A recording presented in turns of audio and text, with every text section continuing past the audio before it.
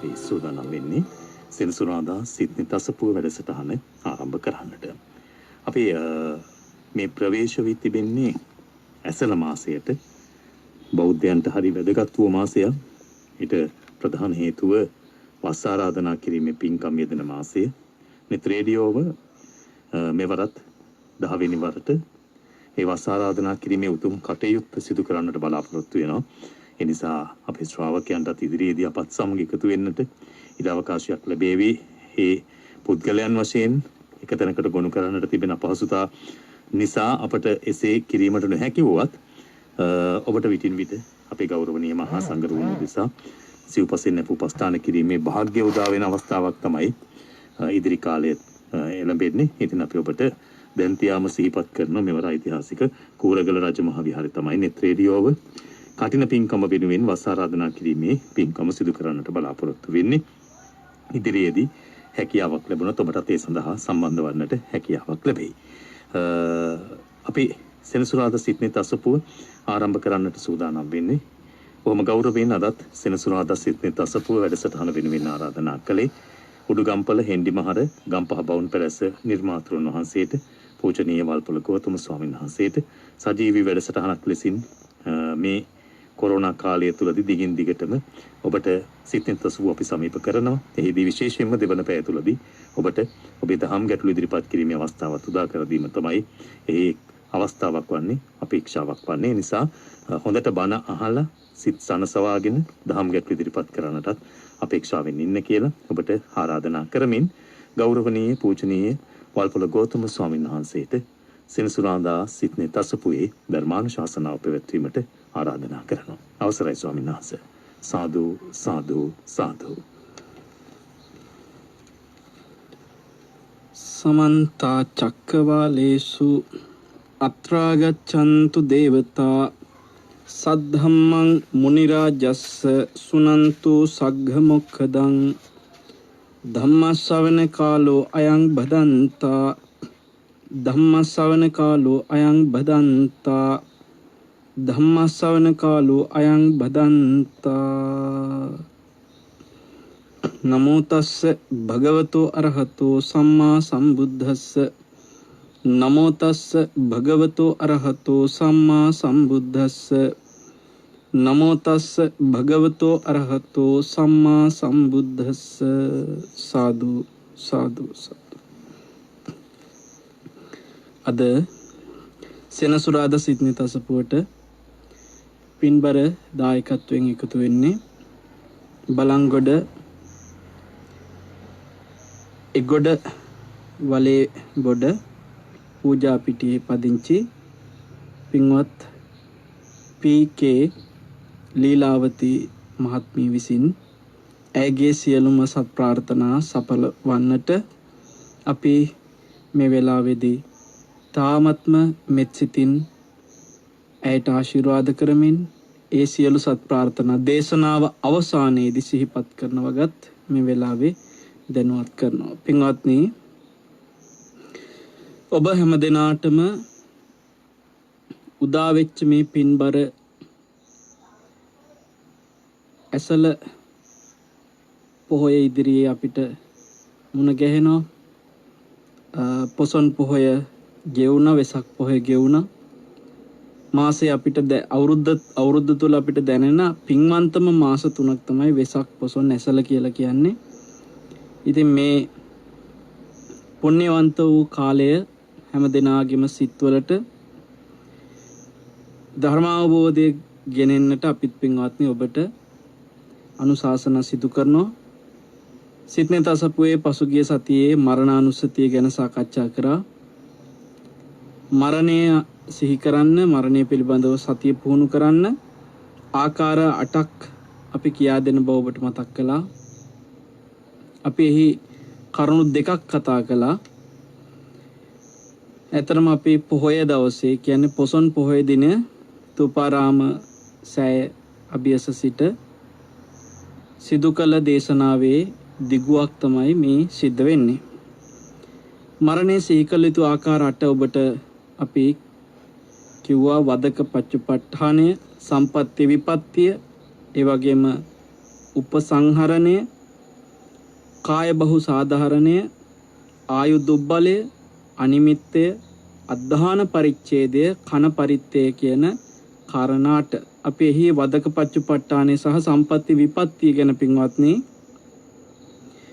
කතා කළේ හැම දිනාටම අවබෝධය පිණිස, යහපත පිණිස, සුවපත් භාවයෙන් විමසන්නට අවශ්‍ය කරන ඒ කාරණා දෙකක් කතා කළේ. දැන් අද අපිට තියෙනවා තවත් කරුණු දෙකක්. උපසංහරණය සහ කාය බහු සාධාරණය. පින්වත්නි, මරණය ගැන සිහිපත් කරන්න කෙනෙකුට අවස්ථාවක් උදා වෙනකොට ඒක ඒ කෙනාගේ ජීවිතේට රැකවරණයක් වෙන්නේ කොහොමද?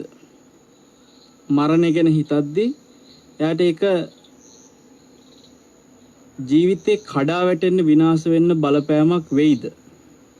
මිනිස්සුන්ට මේ වගේ ප්‍රශ්න තියෙනවා මරණය ගැන සිහි කරනවායි කියලා කියනකොට. පින්වත්නි, අපි ඔබට ජීවිතේ අනිවාර්ය සිද්ධ වෙන දේවල් විතරක් නෙමෙයි, අපේ අනිවාර්යෙන් සිද්ධ වෙන්නේ නැති දේවල් ඕන තරම් හිතනවානේ. අනිවාර්යෙන් සිද්ධ වෙන්නේ නැති දේවල් කොච්චරවත් කල්ැතුව හිතන්නේ ඒ දෙයින් පරිස්සම් වෙන්න.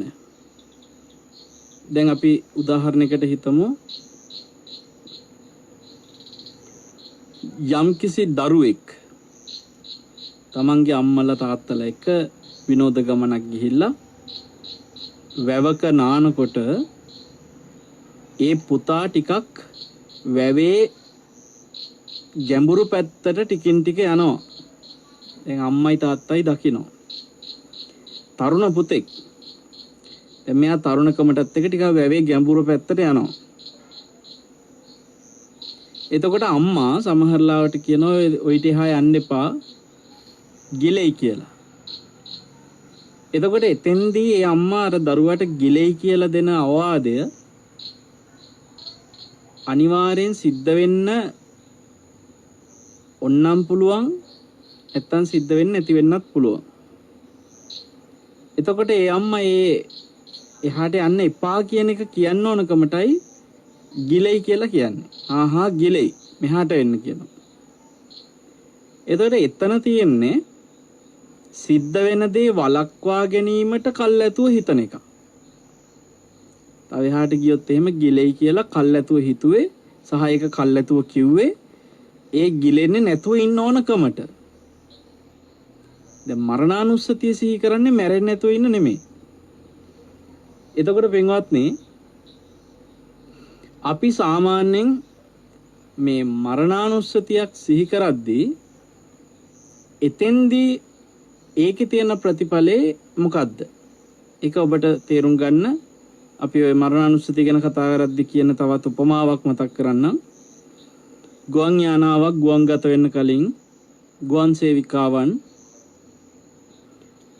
මේ ඉහළ ආකාශයට මේ ගුවන් යානය ගුවන් ගත වෙලා තියෙද්දී යම් කිසි විදිහකට අනතුරකට භාජනය වුණොත් ඒ වෙලාවට මේ ගුවන් මගින් මොනවද කරන්න ඕනේ? ඒ පිළිබඳ යම්කිසි පූර්ව දැනුවත් කිරීමක් කරනවා ගුවන් ගත වෙන්න පෙර.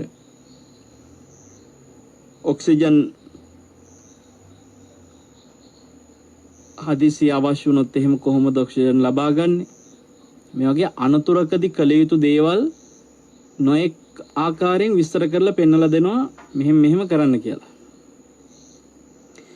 එතෙන්දී අපි ඒක දැනුවත් කරන්නේ දැන් අර අම්මා කෙනෙක් වැවේ නාන දරුවට කිව්වා වගේ කතාවක් නෙමෙයි. එතන වැවේ නාන දරුවට අම්මා ඒක තේරුම් කරේ වෙන්නේ නැති වෙන්න මේ දේ කරන්න කියලා. හැබැයි දැන් මෙතනදී ගුවන් සේවිකාව මේක දැනුවත් කරන්නේ වෙන්නේ නැති වෙන්න දෙයක් කරන එක නෙමෙයි. දැන් ඕගොල්ලෝ මෙහෙම කරන්න. එතන හැබැයි යම්කිසි අනතුරක් නොවීම පිණිස කරදරයක් ගුවන් නියමවන්ට කරදරයක් නොවීම පිණිස කළ යුතු දේවල් දැනුවත් කරනවා. විශේෂයෙන්ම දුරකථන ආදී කියන්නේ සංඥා එන දුරකථන ආදී දේ විසන්ධි කර ගන්න ඕනේ. ඒ වගේ යම් කරුණු දැනුවත් කරනවා.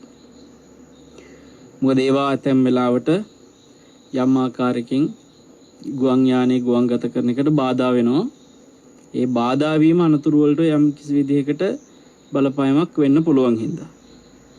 හැබැයි මේ ගුවන් සේවිකාවෝ මෙන්න මේ විදිහට මෙහෙම අනතුරු වෙන්න පුළුවන්, මෙතනින් පිටවීමේ දොරටු තියෙනවා ආදී ඔක්කොම කියන්නේ පින්වත්නි කල්ැතුව. එහෙම දෙයක් වුණොත් ඒකට මෝන දෙන්න පහසු වෙනවා. හැබැයි අපි එතන දැනගන්න ඒ කියන්නේ එහෙම දෙයක් වුණොත් විතරයි. ඒත් පින්වත්නි මරණය ගැන සිහි කරන ශ්‍රාවකයා එතෙන්දී හිතන්නේ මරණයක් වුණොත් කරන්න ඕන දේ ගැන හිතන්න නෙමෙයි. මෙතනදී අර කාරණා දෙකටම වඩා යම්කිසි වෙනසක් තියෙනවා. මෙතන තියෙන වෙනස මොකද්ද? අනිවාර්යෙන් සිද්ධ වෙන දේ. දැන් අරකේ දරුවා වතුරේ ගිලෙයි කියන එක අනිවාර්යෙන් වෙන එකක් නෙමෙයිනේ. මෙතන ගුවන් යානේ අනතුරකටපත් වෙයි කියන එක අනිවාර්යෙන් වෙන එකක් නෙමෙයි. අනිවාර්යෙන් උනේ නැතත් එක තැනකදී අවවාදයක් දුන්නා ඒ දේ නොවීමට, තව තැනකදී අවවාදයක් දුන්නා ඒ දේ වුණාම ඒකට මුහුණ දීමට. දැන් මෙතනදී බුදුරජාණන් වහන්සේ පෙන්වන්නේ මේ මරණය කියන්නේ අනතුරක්. ඒකට ජීවිතයේ ඒ අනතුර අනිවාර්යෙන් නොවන දෙයක් නෙමෙයි, මේක අනිවාර්යෙන් වෙන එකක්. අනිවාර්යෙන් වෙන එක කොයි මොහොතේ හෝ වෙනකොට පූර්ව සූදානමක් මේ මනසේ නැති කෙනාට අසරණ වෙන්න සිද්ධ වෙනවා. ඒ නිසා පින්වත්නි මරණාසන්න මොහොතේ අසරණ නොවෙන්න නම් මරණානුස්සතිය තුලින් නිරන්තරයෙන්ම මරණය ගැන සිහි කර තමන්ගේ මරණය ඕනෑම මොහොතක සිද්ධ වෙන්න පුළුවන් කියන එක ගැන අවබෝධයකින් විශේෂයෙන්ම ධර්මයේ හැසිරෙන ශ්‍රාවකයන් කටයුතු කරන්න ඕනේ. ඒ නිසා අපි අද මේ ජීවිතේ අපිව වීරිය ඇති කරවන, අපිව මරණය අභියස අසරණ නොකරවන, ඒ වගේම පින්වත්නි මරණානුස්සතිය නොවඩන කෙනා ඔහේ හිත හසුරලා මරණින් පස්සේ බොහෝ විට දුගතිය උපදිනවා. අන්න ඒ වගේ දුගතියෙන් මිදෙන්න යම්කිසි විදිහකට මරණයෙන් මතු සුගතියකට හෝපත් වෙන්න. එහෙම නැත්නම් එයාට නිර්වාණ අවබෝධයට අවශ්‍ය කරන වීරිය ඇති වෙන්න හැම දෙයකම මේ මරණය ගැන සිහි කරන එක උපකාරී වෙනවා. ඉතින් මේකේ කියන්නට ඕනේ දැන් කෙනෙකුට හිතනවා මරණය ගැන සිහි කරන්න ගියාට පස්සේ බය හිතෙනව නේද? අපි ඔබට ගිය සතියේත් කිව්වා බයක් එනවා නම් මරණය ගැන සිහි කරලා ඒක මරණ සතිය වෙන්නේ නැහැ, මරණ අසතියක් කියලා. මරණ ගැන සිහි කරනකොට බය එන්න බෑ. සතිය කියන එක දැන් මරණානුස්සතිය කියනකොට අනුස්සතිය ඒක සතියක්. සති භාවනාවක යම්කිසි එක්තරා කර්මස්ථානයක් තමයි මේ මරණානුස්සතිය කියලා කියන්නේ. එතකොට අනුස්සතියක් වශයෙන් අපේ සතිය වඩන්න සිහි කරන යම්කිසි කාරණා අතරේ නිතර සිහි කරන්න ඕන දේවල් අතරේ ඉහළින්ම තියෙන එකක් තමයි මේ මරණානුස්සතිය කියලා කියන්නේ. ඕන තැනක මොන තැනක හරි පින්වත්නි බයක් එනවනම් එතන තියෙන සතිය නෙමෙයි අසතියක්. පීඩනයක් එනවනම් එතන තියෙන සතියක් නෙමෙයි අසතියක්. අපහසුතාවයක් එනවනම් එතන තියෙන සතිය නෙමෙයි අසතිය. යම් කිසි කෙනෙක් සතිය වඩන තැන එතන හරිම ප්‍රබෝධයක් ඇති වෙනවා. ප්‍රීතියක් ඇති වෙනවා. පහසුවක් ඇති වෙනවා. සතිය වඩන තැන. එතකොට කෙනෙකුට බයක් ඇති වෙන තැනක තියෙන්නේ මහා දැවෙන 1000ක් වගේ අපහසුතාවයක්. මරණය ගැන සිහි කරන කෙනාට පින්වත්නි ඒ මරණය ගැන සිහි කිරීම තුලින් එයාගේ හිතට එන්න ඕනේ අපි කලින් කිව්වා කාලයේ වටිනාකම වැඩි වෙන්න ඕනේ. කාලය පිළිබඳව තියෙන තව පොඩි වෙලාවක් තියෙන්නේ කියන හැඟීම එනකොට පින්වත්නි අපිට අපේ ජීවිතේ අර නාස්ති කරන්න වෙලාවක් නැහැ කියන එක දැනෙනවා. දැන් ඔබ හිතන්න කෙනෙක් රට යන්න ලැහැස්සි වෙනවා. එයා රට යනකොට මේ ගොඩක් කලාවට මම මේ කියන උපමාව හොඳටම පිටරට ගිය කෙනෙකුට ඒ අත්දැකීමට මුණ දුන්න කෙනෙකුට තමයි ඒක දැනෙන්නේ. රට යන්න දවස් ගාණක් තියෙනකොට තියෙනවට වඩා රට යන දවසේ එයාට අර නිකන් ඔහේ කාලෙක කා ඉන්න එහෙම හිතට තියෙන අවස්ථාව අඩුයි. වෙලාව ලං වෙන්න ගුවන්ගත වෙන්න මොහොතට කිට්ටු කරලා ගිහිල්ලත් බෑ. අනිවාර්යෙන් පැයකට වඩා කල්ැතුව කියන්නේ පැය දෙකක් තුනක් තියලා ගුවන් තොටුපළ ඉන්න සිද්ධ වෙනවා. එතකොට එයාට ඒ පොඩි කාලය ඇතුලේ අවශ්‍ය දේවල් ඔක්කොම සූදානම් කරගෙන එයාට ගුවන් තොටුපළ ළඟට යන කාලේ ගත්තට පස්සේ දැකලා තියෙනවා මිනිස්සු කොච්චර කලබලෙන් දුව එහෙම යනවද කියලා. මොකද ඒ අය දන්නවා මේ රටින් තව රටකට යන ඒ අන්තිම පැය කීපේ ඔහේ නිකන් කොහෙට හරි වෙලා විහිළු කර ඒ අර පොඩි වෙලාවක් ඉතුරුනොත් විතරයි ඒකත්. හිම මිනිසුන්ට අමාරුයි පින්වත්නි එදා දවස කාලේ නාස්ති කරන්න. සමහර ලාවට දැන් ගමන් බිමන් යද්දී වුණත් අවශ්‍යම නම් විතරයි ඒක. අතිශයින්ම අවශ්‍ය ගමනක් නම් විතරයි යන්නේ නැත්නම් ඒත් යන්නේ නැහැ. හදිසිය කාට හරි කියන්න ඕන යන්න කලින් කතා කරලාම යන්න ඕන කෙනෙක් හිටියොත් ඔන්න එයාට දුරකථන ඇමතුමක් දෙයි. ඒ වගේ බොහෝම කාලේ කළමනාකරණයක් කරගන්නවා ඒ එදා දවස් ඇතුලේ. මේ නිතර රට යන අය නෙමෙයි ඒගොල්ලන්ට ඕක ගානක් නැහැ. හැබැයි පින්වත්නි අපි ජීවිතේ කෙනෙක් රට ගියාට ඒ අත්දැකීම මරණය තුල දැනෙන අත්දැකීමට සම කරන්න තියායි හීනෙන්ව හිතන්නවත් බෑ. ඒ දෙකක්. හරිද? රට යන කෙනා දන්නවා එයා ආයි එනවා. ඒ ගියත් දුරකථනෙන් හෝ කාත් එක්ක හරි සම්බන්ධීකරණේ තියාගන්නවා. මෙහි ඉන්න අයත් එක්ක. මෙතනින් සදාහටම රටට ගියත් ආයෙ එන්නේ නැති වෙන්න එහි පදිංචිම වෙන්න ආයි කවදාවත් එන්නේ නැහැ කියමුකෝ. ඒත් මෙහි ඉන්න අයට දුරකථන මතුමකින් හරි කතා බහ කරලා සම්බන්ධීකරණය වෙනවනේ. හැබැයි මරණය කියන එක පින්වත්නි ඒ අත්දැකීම ලබන මොහොත ඔබ හිතන්න මම යම් මොහොතක මැරෙනවා කියලා හිතනකොට අන්න ඒ අවස්ථාවට අපි හැමෝම මුණ දෙනවනේ. සිහියෙන් හිටියොත් මගේ හුස්ම ටික දැන් යනවා මගේ මේ අන්තිම ජීවත් වෙන තත්පර ගාන මේ ගෙවෙන්නේ කියලා දැනෙන මොහොතක් අපේ හැමෝටම තියෙනවනේ කොයි වෙලේ හරි කවදා හරි. හොඳට හිතන්න මේ වෙලාවට දැනෙනවා රට යනවා වගේ ආයි සම්බන්ධීකරණ තියාගන්න දුරකථන නැමතුන් දෙන්න ආයි ඇවිල්ලා බලලා යන්න ඒව බෑ. මේ සමහරවන්ට හිතෙනවා මැරිලත් ඉතින් එන්න පුළුවන්. පෙරේතයෝ වෙලා මිනිස්සු වෙලා නොඑක් විදියට ගෙවල් වලට ආයි එනවනේ. ගොඩක් වෙලාවට මිනිස්සුන්ට මේ තිරිසංගත සතෙක් වෙනවට වැඩිය යම්කිසි විදියක කුසලයේ පැත්තෙන් බලයක් තියෙන්න ඕනේ. කියන්නේ අකුසල් වල අඩුවක් තියෙන්න ඕනේ. තිරිසංගත සතෙක් වෙනවටත් වැඩිය අකුසලයේ අඩු වෙන්න ඕනේ පෙරේත ලෝකයකට යන්න. හරිද?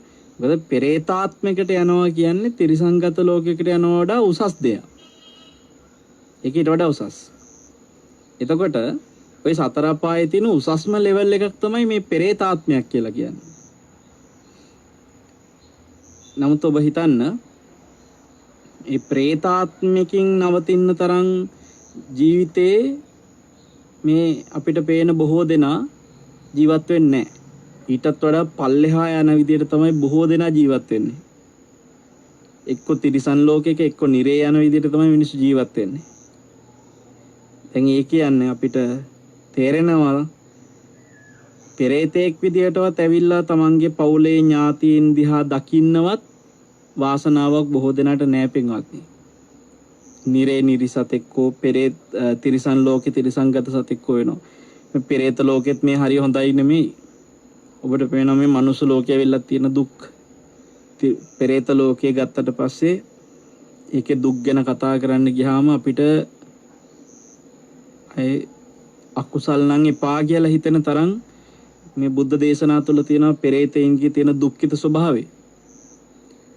නමුත් ඔබ හිතන්න මේ ගන්න හුස්ම රැල්ලක් තියෙනවනේ අපිට මේ මොහොතේ මනුස්ස ජීවිතයක් තුළ මේ හුස්ම ටික කොච්චර වටිනවද කියලා හිතෙන්නේ එක තත්පරයකින් පින්වත්නි මේ හුස්ම ටික අවසන් වීමත් එක්කම එක්කෝ අර නිරිසතෙක් විදිහට හුස්ම ගන්න සිද්ධ වෙනවා එක්කෝ තිරිසංගත සතෙක් විදිහට හුස්ම ගන්න සිද්ධ වෙනවා එක්කෝ පෙරේතෙක් විදිහට හුස්ම ගන්න සිද්ධ වෙනවා එතකොට ඒකට ආසන්නම ඒ මාරුවට අන්තිම තත්පර ගාන මේ මනුස්ස ජීවිතයේ හුස්ම ගන්න අන්තිම තත්පර ගාන පින්වත්නි අපි හැමෝටම මෝන දෙන්න වෙන මොහොත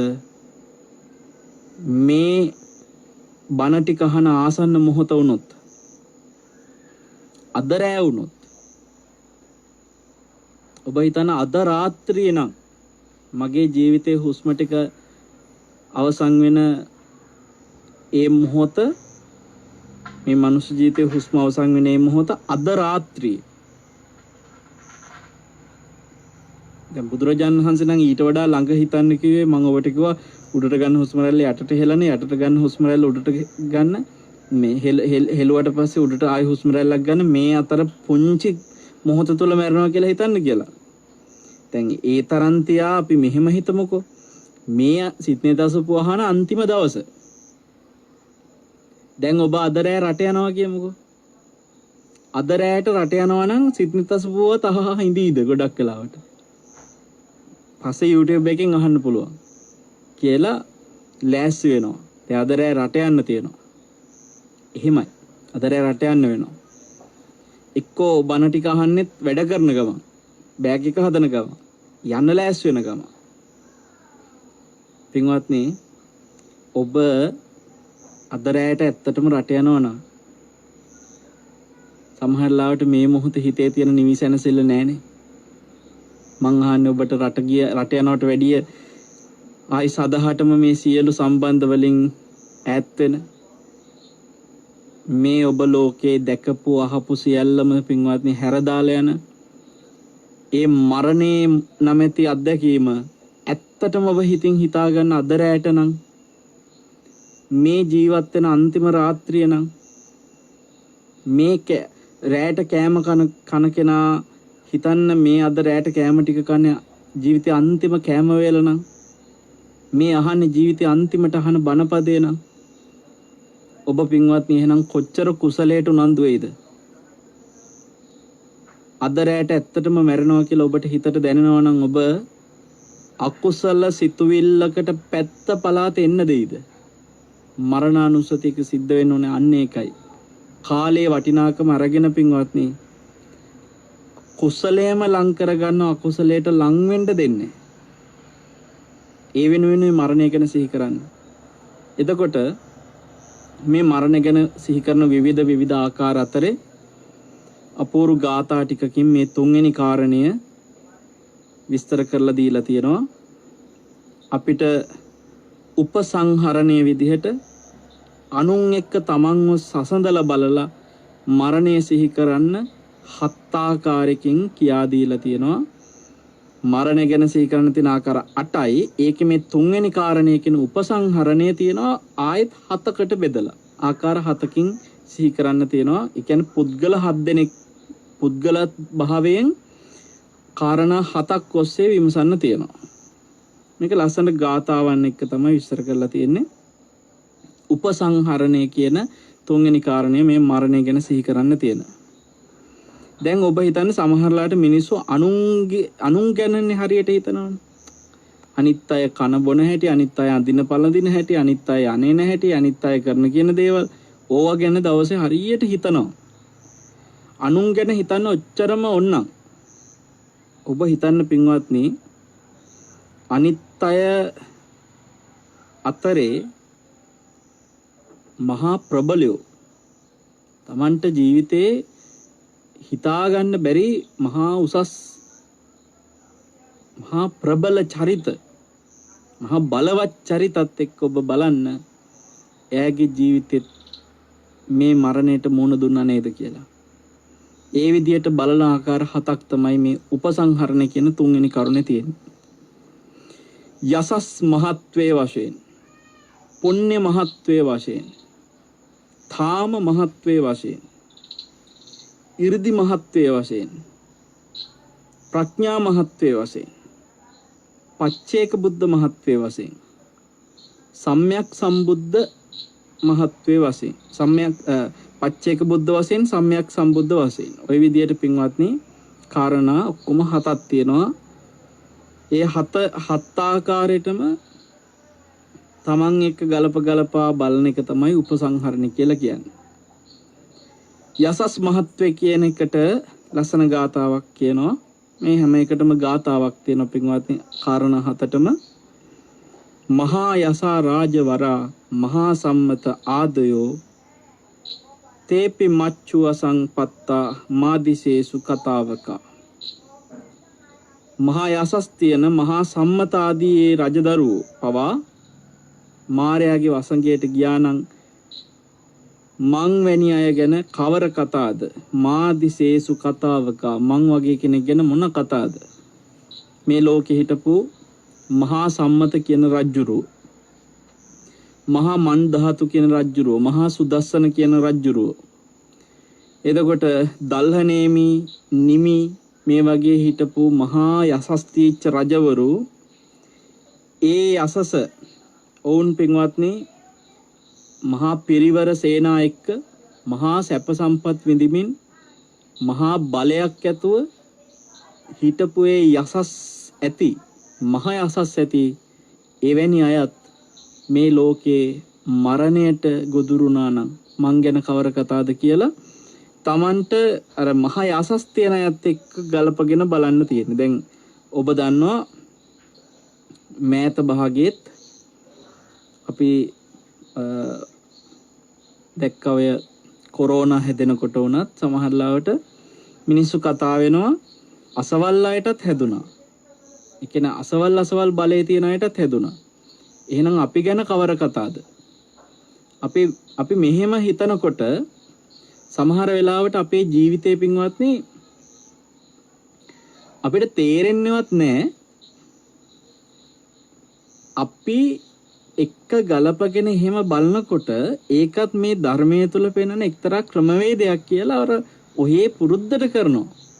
දැන් උදාහරණයක් කිව්වොත් මතකයි මාලිගාවේ කියන්නේ ඔය එංගලන්තේ මහරජුණිගේ මාලිගාවෙත් කොරෝනා හැදුනාට පස්සේ මිනිස්සු කතා වුණා රජමාලිගාවෙත් අසවල්ලුන්ට හැදුනා නම් ඉච්චර වෛද්‍යවරු හිටපු එච්චර පරීක්ෂණ සිද්ධ කරන එච්චර ආරක්ෂිත උන්ටත් හැදුනා නම් අපි ගැන මොන කතාවද? ඒ වගේ අපි දැක්ක සමහර ලාවට මේ ලෝකේ දැන් ඉන්දියාවෙත් ওই විවිධ මේ පුද්ගලික වෛද්‍යවරුන්ගේ පවා නිතර ආරක්ෂාව සලස්සගත්ත චරිත. අලු නිලියෝ රටේ විවිධ අගමැතිවරු රට කරන ප්‍රබලයෝ රාජ්‍ය නායකයෝ කොරෝනා හැදුනට පස්සේ මිනිස්සු කල්පනා කර දැන් අපේ රටෙත් මට මතක විදිහට අපේ විපක්ෂ නායකතුමාට පවා කොරෝනා හැදිච්ච වෙලාවේ මිනිස්සු ඉතින් කල්පනා කරේ ඇයට තියෙනවනේ උපරිම සැප සම්පත් ආරක්ෂාවක් ඕන් සලසගෙන ඉන්නවා. එතකොට මේවා සියල්ල තියෙන උන්ටත් කොරෝනා හැදුනා. වෛද්‍යවරු ඒ වගේ අර ඉහළ කෙනෙක් එක්ක ගලපල කොරෝනා දිහා ගලප බලන ක්‍රමයේ වගේ මරණ ගැනත් තියෙනවා. එහෙනම් යසස් මහත්වයේ කියලා කියන්නේ මහා යසස් තියෙන ඇත්ත එක තමන්ගේ මරණය ගලපලා බලන එක. ඔබට ওই ජීවිතේ පින්වත්නි දැන් ඔය මාලිගාවෙත් මම හිතන්නේ මහරජුණිගේ මහත්ය නැති වුණානේ පහුගිය කාලේ. එතකොට උන් ජීවිතේ ආයුෂ උප්පරිම විඳලා දීර්ඝායුෂ ගෙවලා ජීවිතය අතහැරලා ගියා. අතීතේ කරපු මහා පින් බලයක විපාක උන් අත්විඳා. අතීත විපාක. එතකොට අතීතේ පුණ්‍ය විපාක මේ ආත්මය තුළ විඳින්න ඔවුන්ට විපාක වශයෙන් විඳින්න කොච්චර භාග්‍ය තිබුණත් ජීවිතේ සදාකාලිකුනේ නැහැනේ. මොන්නේ අසස ලැබුණත් පින්වත්නි ජීවිතේ දාලා යනවා. අන්න ඒක සිහි කරනකොට යසස් වෙනුවෙන්වත් තමන්ගේ ජීවිතේ මාන්නයක් ඇති කරගන්නේ. තමන්ටත් මොනවා හරි අසසක් ඇතිනේ. තමන් සතුව තියෙන ඉඩකඩම්, තමන් සතුව තියෙන යාන වාහන තමන් සතුව තියෙන මොනවා හරි බලයක්, හැකියාවක්, ධනයක් මොනවා හරි දෙයක් තියෙනවා නම් යසසක් විදියට තියෙන ඒ මොනවා හරි පින්වත්නි කීර්තියක් ලබනවා නම් ඒ දේ නිසාවත් තමන්ගේ ජීවිතේ ප්‍රමාද කරගන්නේ. මොකද මේ ලෝකේ මහා සම්මත රජුරුව ගැන අදත් කතා වෙනවා. මහා මන්දාතු, මහා සුදස්සන, දල්හනේමි, නිමි වගේ රජවරු ගැන අදත් කතා වෙනවා. සූත්‍රවල තියෙනවා, බුදුරජාණන් වහන්සේ දේශනා කරලා තියෙනවා මේ රජවරු ගැන. අපි ධර්මාශෝක රජුරුව ගැන අදත් කතා වෙනවා. දුටුගැමුණු රජතුමා ගැන අදත් කතා වෙනවා අපි. ධර්මාශෝක රජතුමා හැම ගත්තම් පින්වත්නි අධිරාජ්‍යවාදියෝ. ඒ මාලිගා තුල තීච්ච ස්වභාවය, ඕන් විඳපු සැප, ඕන්ට හිටපු පුද්ගලික වෛද්‍යවරුන්ගෙන් ලැබපු ආරක්ෂාව හැම දෙම තිබෙලා මාරයා කියන කෙනා ඊට වඩා හරි බලවත් කියන එක ඔබට හිතන්න සිද්ධ වෙනවා මේ මරණයට ගොදුරු වෙනකොට. එතකොට අපි මෑත කාලේ අහලා තියෙන ඔය මයිකල් ජැක්සන් ගැනත් ඔය වගේම පුද්ගලික රියදුරන්, මේ පුද්ගලික වෛද්‍යවරුන් සාමාන්‍යයෙන් අපිට මේ ඔය ගායිකාව නළුනිලියෝ පුද්ගලික රියදුරෙක් එහෙම ගන්නවා, පුද්ගලික ලේකම්වරු ගන්නවා. හැබැයි මයිකල් ජැක්සන් කියන කෙනා පුද්ගලික වෛද්‍යවරු තමන්ගේ එක දැන් ඔය ඉන්නවනේ පින්වත්නි විශේෂඥ වෛද්‍යවරු නොඑක අංශවලට, ඒ වගේ තමන්ගේ විවිධ අංශවලට වෙන වෙනම පුද්ගලික වෛද්‍යවරු තියාගෙන හිටියා හැමතිස්සෙම තමන් වෙනුවෙන්ම. ඔවුන්ට වැටුප් දීලා වෛද්‍යවරු ගණනාවක් හිටියා. තමන්ගේ ශරීරයේ විවිධ අංශ නිරන්තරයෙන් පරීක්ෂාවට ලක් කරමින්. මොකද ඔහුට තිබුණා අවුරුදු 150ක් විතර ජීවත් වෙන්න ලොකු ඕමනාවක්. අපි අහලා තියෙන විදියට නොඑක් ආරක්ෂාවෙන් අවශ්‍ය විධිවිධාන ඔහු කරලා තියෙනවා. හැබැයි යසස කොතෙක් තිබ්බත් මේ ලෝකේ දාලා යන වෙලාවට පින්වත්නි මොන යසසත් දාලා යන්න වෙනවයි කියලා හිතන්න. යසස් මහත්ය කියන පළවෙනි එක තමයි ඒ. දෙවෙනි එක පුණ්‍ය මහත්ය. මේ ලෝකේ මහා පිං ඇති අය පහළ වෙනවා කාලෙන් කාලයට. ජෝතිය, ජටිල, උග්ග සිටුතුමා, මෙණ්ඩක සිටුතුමා, පුන්නක සිටුතුමා වගේ මහා පිං ඇති සිටුවරු ආදී පුණ්‍යවන්තයෝ ලෝකේ පහළ වෙනවා. ඒ පින එයාලගේ ජීවිතේට කොච්චර සැපය උදා කරලා දුන්නත් පින්වත්නි, කොච්චර බලයක් උදා කරලා දුන්නත් ලෝකයේ මරණයෙන් මිදෙන්න තරම් අවස්ථාවක් මොන පිනකවත් ලබන්න බෑ. කොච්චර පින් කරලවත් මොනතරම් මහා පිනක් සලසගෙනවත් නොමැරී ඉන්න අවස්ථාවක් නැහැ. යසසටත් බෑ, පිනටත් බෑ. ඒකටත් ලස්සන ගාතාවක් තියෙනවා. ජෝතියෝ ජටිලෝ උග්ගෝ මෙණ්ඩකෝ අත පුන්නකෝ ඒතේ චඤ්ඤේච යේ ලෝකේ මහා පුඤ්ඤාති විසුතා සබ්බේ මරණ මාපන්තා මාදිසේසු කතාවක. ජෝතිය, ජටිල, උග්ග, මෙණ්ඩක, පුන්නක වගේ මේ මහා පිං ඇති ලෝක ප්‍රසිද්ධ සිටුවරයන් පවා තවත් එබඳු යම්තාක් අන්‍යයන් වෙත්නම් ඒ සියලු දෙනාම මරණයට පැමිණි ඔය මාවැන්නන් කෙරෙහි කවර කතාවද? මාදිසේසු කතාවක. මං ගැන මොන කතාවද? අච්චර මහා පිං ඇති ලෝකේ අය දාලා කියන. දැන් මේවා හිතන්න ඕනේ ගොඩක් කලට වර්තමානයේ ඉන්න ඔළුව ඉදිමිච්ච සල්ලිකාරයෝ ඉන්නවා. ව්‍යාපාරිකයෝ, කෝටිපතියෝ ඉන්නවා. ආවට පස්සේ පුදුම පිරිසක් අතරට ආවට පස්සේ ඉන්නේ හරිය නිකන් අර ඒ කසේරුකාව ඍජු කියන එක ඇතුලේ හදාගෙන තියෙන මාන්නයත් එක්ක. තේරෙන්නේ නැහැ. මං හරි බලවත්, මං හරි තේජවන්ත, මං මේ වගේ කෙනෙක්. හැබැයි යාලා මේ ගාතාව ඔළුවේ තියාගන්නවා නම්, නිතර සිහි කරනවා නම් එයාටත් හිතෙනවා අතීතයේ හිටිය මහා පිං ඇති සිටුවරු මේ ලෝකේ මරණයට ගොදුරු නානම් මං ගැන මොන කතාවද කියලා. ඇත්තටම අර මාන්නේ බිඳිලා නිහතමානීකම එන්නත් ඔය මරණානුස්සතිය නිතර උදව් වෙනවා පින්වත්නි. Taman සතුව තියෙන ඕනෑම දෙයක් එක්ක Tamanට පිනට ලැබිච්ච, පිනට කියන අතීතයේ පිනක විපාකයක් විදිහට මේ ජීවිතේ ලැබිච්ච මොනවා හරි දෙයක් හින්දා පින්වත්නි මේ ජීවිතේ පවක් කරගන්නවා නම්, අතීතයේ පිනට ලැබුණ දෙයට මේ ජීවිතේ පවක් උදාහරණයකට රූපේ. අතීතයේ කළ පිනකට මේ ජීවිතේ විපාකයක් විදිහට රූපේ ලැබුණා. ලස්සන රූපයක්. ගොඩාක් ලස්සන රූපස්ත්‍රියක් හම්බුණා කියන ඒකත් පිනටනේ. පුණ්‍ය මහත්වය ඔස්සේ බලන්න තියෙන එකක් තමයි ඒකත්. ඒක පිනට ලැබිච්ච දෙයක්. හැබැයි ඒ රූපය එක්ක එයා තව කෙනෙක් එක්ක සංසන්දනය කළා. මන් තරම් ලස්සන නැහැ කියලා හිතන හැම තැනකම මාන්නෙත් එක්ක එන්නේ අකුසල්. තමන්ට තියෙන හැකියාවන් මතක ශක්තිය ගමු උදාහරණයකට එක හැකියාවක් මතකය කියන එක. එතකොට දැන් මේ මතකය එන්නේත් අතීතයේ තියෙන පිනක විපාකයක් බලපානවා මතකෙට සහ මේ ජීවිතයේ තමන් හිත හසුරන විදියත් මතකෙට බලපානවා. එතකොට මේ අමතක වීම කියන එකත් ගොඩක් වෙලාවට ඔය කර්ම විපාකත් එක්කත් වෙනවා. තමන්ට මේ ජීවිතේ හිත හසුරන විදිය බලපානවා අමතක වෙන එකට. සමහරව ඉන්නවා අසාමාන්‍ය මතකයන් තියන අය. පිනකට විපාකයක් විදිහටම ලැබිච්ච මතකේ තියන අය ඉන්නවා. ඒ වගේ අය සමහරලාට පොඩි දෙයක් හරි කාට හරි අමතකුණා කොහොමවත් මතක තියාගන්න බැරිද කියලා අර තව කෙනෙක්ව පහත් කරනවා පේනවා. ඔයගේ තව කෙනෙක් පහත් කරන්න වෙනවා නම් පින්වත්නි තමන්ගේ හැකියාව එක්ක හොඳට ගීතයක් ගයන්න පුළුවන් අය බලන්න සමහරලාට අර ජජ් බෝඩ් වලට ඇවිල්ලා සින්දුවක් කියාගන්න බැරි කෙනෙක් ආවට පස්සේ ඒ තරංගවලට hina වෙන අවස්ථා දැකලා තියෙනවා.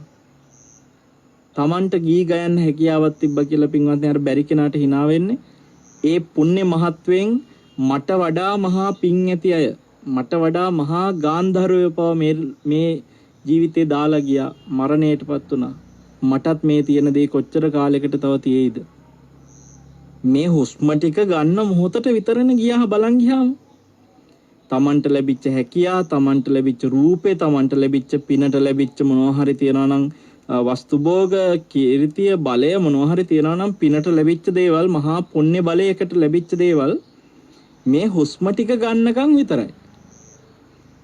මේ තත්පරේ නැවතුනොත් මේ හුස්ම ටික ගන්න එක මේ රූපෙත් ඉවරයි. මේ හම්බෙච්ච සියල්ල ඉවරයි මෙතනම.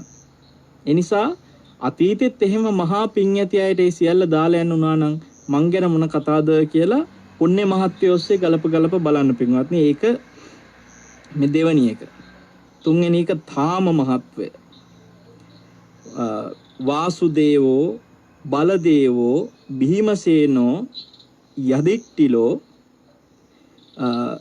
චානුරෝ පියදා මල්ලෝ අන්තකස්ස වාසුං ගතා ඒවං තාම බලූපේතා ඉති ලෝකම්හි විස්සුතා ඒතේපි මරණං යාතා මාදිසේසු කතාවකා.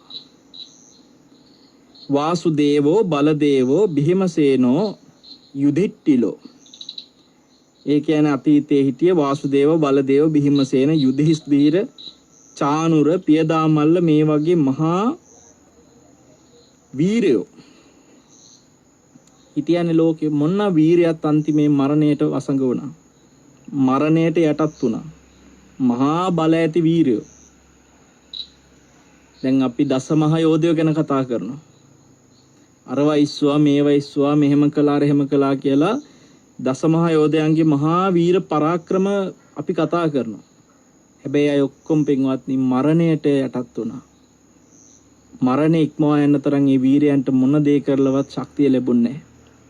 අපි මෑත කාලේ මේ තාම මහත්වෙන් හිතන්න පුළුවන් අය අතරේ දැක්ක කෙනෙක් තමයි ඔය මරදම් කඩවල යකඩය. පියාලා තියෙනවා මෙයා පාසල් යන වයසේදීම, ඒ කියන්නේ නව යවුවන වගේ වයසකදී රේල් පාරවල් හදන් යනකොට ඒ කාලේ එක සුද්දෙක් එක්ක ආපු තරහකට ඒ සුද්දව අර රේල් පීල්ල අඹරලා ගැට ගහලා තියෙනවා රේල් පීල්ලෙන්. ඔබ හිතන්න ඒ වීරකම ඒවත් අතීතයේ එන පිනත් එක්ක ලැබෙන දේවල්. එතකොට මේ වීරයා මොන වීරකම් කළත් පින්වත්නි අපි දැක්ක පහුගිය කාලේ මරදම් කඩවල යකඩයා කියන මේ මහත්තයා ජීවිතේ දාලා ගියා. මරණය අභියස. හැම වීරයෙක්ම පින්වත්නි මරණයට යටත් වෙනවනේ. මොන වීරකම් කරන කෙනා වුණත් ඔය පාතාලේ අර චණ්ඩිය මේ චණ්ඩිය කියලා ඉන්නවා. කොයි වීරයත් ඇඟ හදාගත්ත මහා ලෝකේ නොඑක් විදිහට තමන්ගේ වීරකම් පෙන්වන මිනිස්සු ඉන්නවා. ඒ කවුරුත් හැම වෙලාවෙම යටත් වෙන කොයි මොහොතේ හෝ මේ හුස්ම රැල්ල නවතින තැනදී ඕන අසරණ වෙනවා. ඉතින් ඒ වගේ මහා වීරයෝ ලෝක ප්‍රසිද්ධ වීරයෝ එහෙම ඒතේපි මරණං යාතා මරණයට යටත් වුණා නම් මාදිසේසු කතාවක මං ගැන මොන කතාවද කියලා ගලපලා බලන්න කිව්වා. එතකොට පින්වත්නි ඔය ඇවිල්ලා මේ අනුන් එක්ක ගාලා දැන් අනුන් ගැන හිතන මිනිසුන්ට හිතන්න ක්‍රමෝය තුන්වෙනි ක්‍රමයේ ඒ හතරවෙනි එක 이르දි මහත්වයේ වශයෙන් සිහි කරන එක. ඔබට 이르දි කියනකොට මතක් වෙනවා ස්වාමීන් වහන්සේ නම. අපිට 이르දි කියන වචනේ කියද්දිම හිතට නැගෙන උන්වහන්සේව. ඒ වෙනුවෙනුත් ලස්සන ගාථාවක් තියෙනවා. පාදංගුට්ටක මත්තේන වෛජයන්තං අකම්පයි යෝ නාමිද්ධි මතං සෙට්ඨෝ ဒ ුතියෝ අග්ග ශාවකෝ සෝපි මච්චු මුකං ගෝරං මිගෝ සීහ මුකං විය පවිට්ඨෝ සහ ඉද්ධි මාදිසේසු කතාවක. ඇත්තටම මෙතන මුගලන් මහරහතන් වහන්සේගේ තේජවන්ත බව ගැනයි මේ ගාථාව පුරා විස්තර කරේ. 이르දි මතුන්ගෙන් අග්‍ර වෙච්ච ဒ ුතිය අග්‍ර ශ්‍රාවකයන් වහන්සේ කියන අපේ මුගලන් මහරහතන් වහන්සේ. උන්වහන්සේ සක්‍ර දේවේන්ද්‍රයාගේ පින්වත්නි වෛජයන්ති ප්‍රාසාදය මහපට ඇඟිල්ලෙන් සොලවල පයේ උන්වහන්සේගේ පාදයේ මහපට ඇඟිල්ලයි ඊළඟට තියෙන ඇඟිල්ල අතර තියෙන ඒ ඇඟිලි දෙකට හිර කරලා වෛජයන්ති ප්‍රාසාදයේ වහලේ මුදුනේ වහලේ තියෙනවනේ මුදුනක් අර ඔබ දැකලා තියෙනවා කැණි මඩල තියෙන වහලවල උඩ වෙනම මුදුනේ සවි කරලා තියෙන කොටසක්. ඒතර එතනින් ඇඟිලි දෙක අර පාදයේ මහපට ඇඟිල්ලට හිර කරගෙන ඒ වෛජයන්ති ප්‍රාසාදයේ සොලවනවා. ඒක කම්පා කරනවා. 이르දි බලෙන් මේක කරන්නේ. මැෂින් එකක් දාලා කරොත් එහෙම ඕක කඩලා යනවා. 이르දි බලෙන් කරන්නේ ඒක මෙහෙත් කළා උන්වහන්සේ වෛජයන්ති ප්‍රාසාදය විතරක් නෙමෙයි අපේ රටෙත් මේ දඹදිවත් උන්වහන්සේ ගොඩාක් ප්‍රමාද ඔහේ කියෝ හිටපු ස්වාමීන් වහන්සේලාව සංවේගයටපත් කරන්න ඔය දේම කරලා තියෙනවා මිගාර මහතු ප්‍රාසාදයට. ප්‍රාසාදයට කිසිම ඩැමේජ් එකක් නැහැ පින්වත්නි. ඒක 이르දි බලෙන් කරන දෙයක්. කම්පා කරනවා සොලවනවා. මෙච්චර දේවල් කරපු ඒ මහා 이르දි තියෙන උන්වහන්සේ හරියට නිකන් මුර්ගෙක් තව මුර්ගෙක්ගේ මුඛයට ගොදුරක් වෙනවා වගේ මෙච්චර මහා 이르දි තියෙන උන්වහන්සේත් ඒ 이르දි සියල්ලම ඒ 이르දිත් එක්කම උන්වහන්සේ නිකන් අර මාර්යා නැමැති මුර්ගයාගේ මුර්ග මුඛයට මේ ගෝර මාර්යාගේ මුඛයට පිවිසියා වගේ උන්වහන්සේත් අර 이르දිත් එක්කම පිවිසියා වගේ පිවිසියන්නේ පින්වත්. එතකොට එහෙම හිතලා හිතන්න කියනවා මාදිසේසු කතාවක මං ගැන මොන කතාවද උන්වහන්සේලාටත් එහෙම වුණා නම් මේ වගේ මේ ලෝකේ මහා 이르දි තියෙන උත්තමයෙකුටවත් භාග්‍යතුන් වහන්සේට විතරයි 이르දි දෙවනි එහෙම උත්තමයෙකුටවත් ඒ 이르දි බලෙන්වත් බෑනේ පින්වත්නි මරණයේ අභියසදී ජීවිතය ආරක්ෂා කරගෙන දැන් මට අවුරුදු 150ක් ඉන්නවා අවුරුදු 200ක් ඉන්නවනේ කියලා හිතලවත් බැරි බව හොඳටම තේරෙනවා මුගලන් මහරහතන් වහන්සේගෙන්. මොකද උන්වහන්සේගේ වාර කීපයක් උත්සාහ කරා ඒ කර්මයක් එක්ක මරණයට තියෙන අවස්ථාව ඈත් කරන්න. නමුත් උන්වහන්සේට අවසානයේ තේරුණා මේක කොච්චර උත්සාහ කළත් කරන්න පුළුවන් දෙයක් නෙමෙයි. මේකට මෝන දෙන්නම සිද්ධ වෙනවා. එතකොට සිහි කරන තවත් එක ආකාරයක් ඒ හතරවෙනි ආකාරයේ පඤ්ඤා මහත්වය වශයෙන් සිහි කරන එක තමයි පින්වන්ති පස්වෙනි ආකාරයේ. ඒකටත් තියෙන ලස්සන ගාතාවක් සාරිපුත්ත මහරහතන් වහන්සේ තමයි අපිට මතක් වෙන්නේ ප්‍රඥාවෙන් මහත් වූ කියලා කියනකොටම සරියුත් මහරහතන් වහන්සේ වෙනුවෙන්ම තියෙන ගාතාවක් ලෝකනාතං තපෙත්වාන යේ අඤ්ඤේ අත්තිපානිනෝ පඤ්ඤාය සාරිපුත්තස්ස කලං නාග්ගන්ති සෝලසින් ඒවං නාම මහා පඤ්ඤේ පඨමෝ අග්ග ශාවකෝ මරණස්ස වසංපත්තෝ මාදිසේසු කතාවක. ලස්සනට සරියුත් මහරහතන් වහන්සේ ගැන එතන විස්තර කරන්නේ ලෝකනාතං ටපෙත්වාන යේ අඤ්ඤේ නත් අත්ති පානිනෝ. ඒ කියන්නේ මේ සම්බුද්ධ අපේ ශාස්ත්‍රුන් වහන්සේ හැර ඒ භාග්‍යතුන් වහන්සේ හැර අන්‍ය සියලු ප්‍රාණීන්ට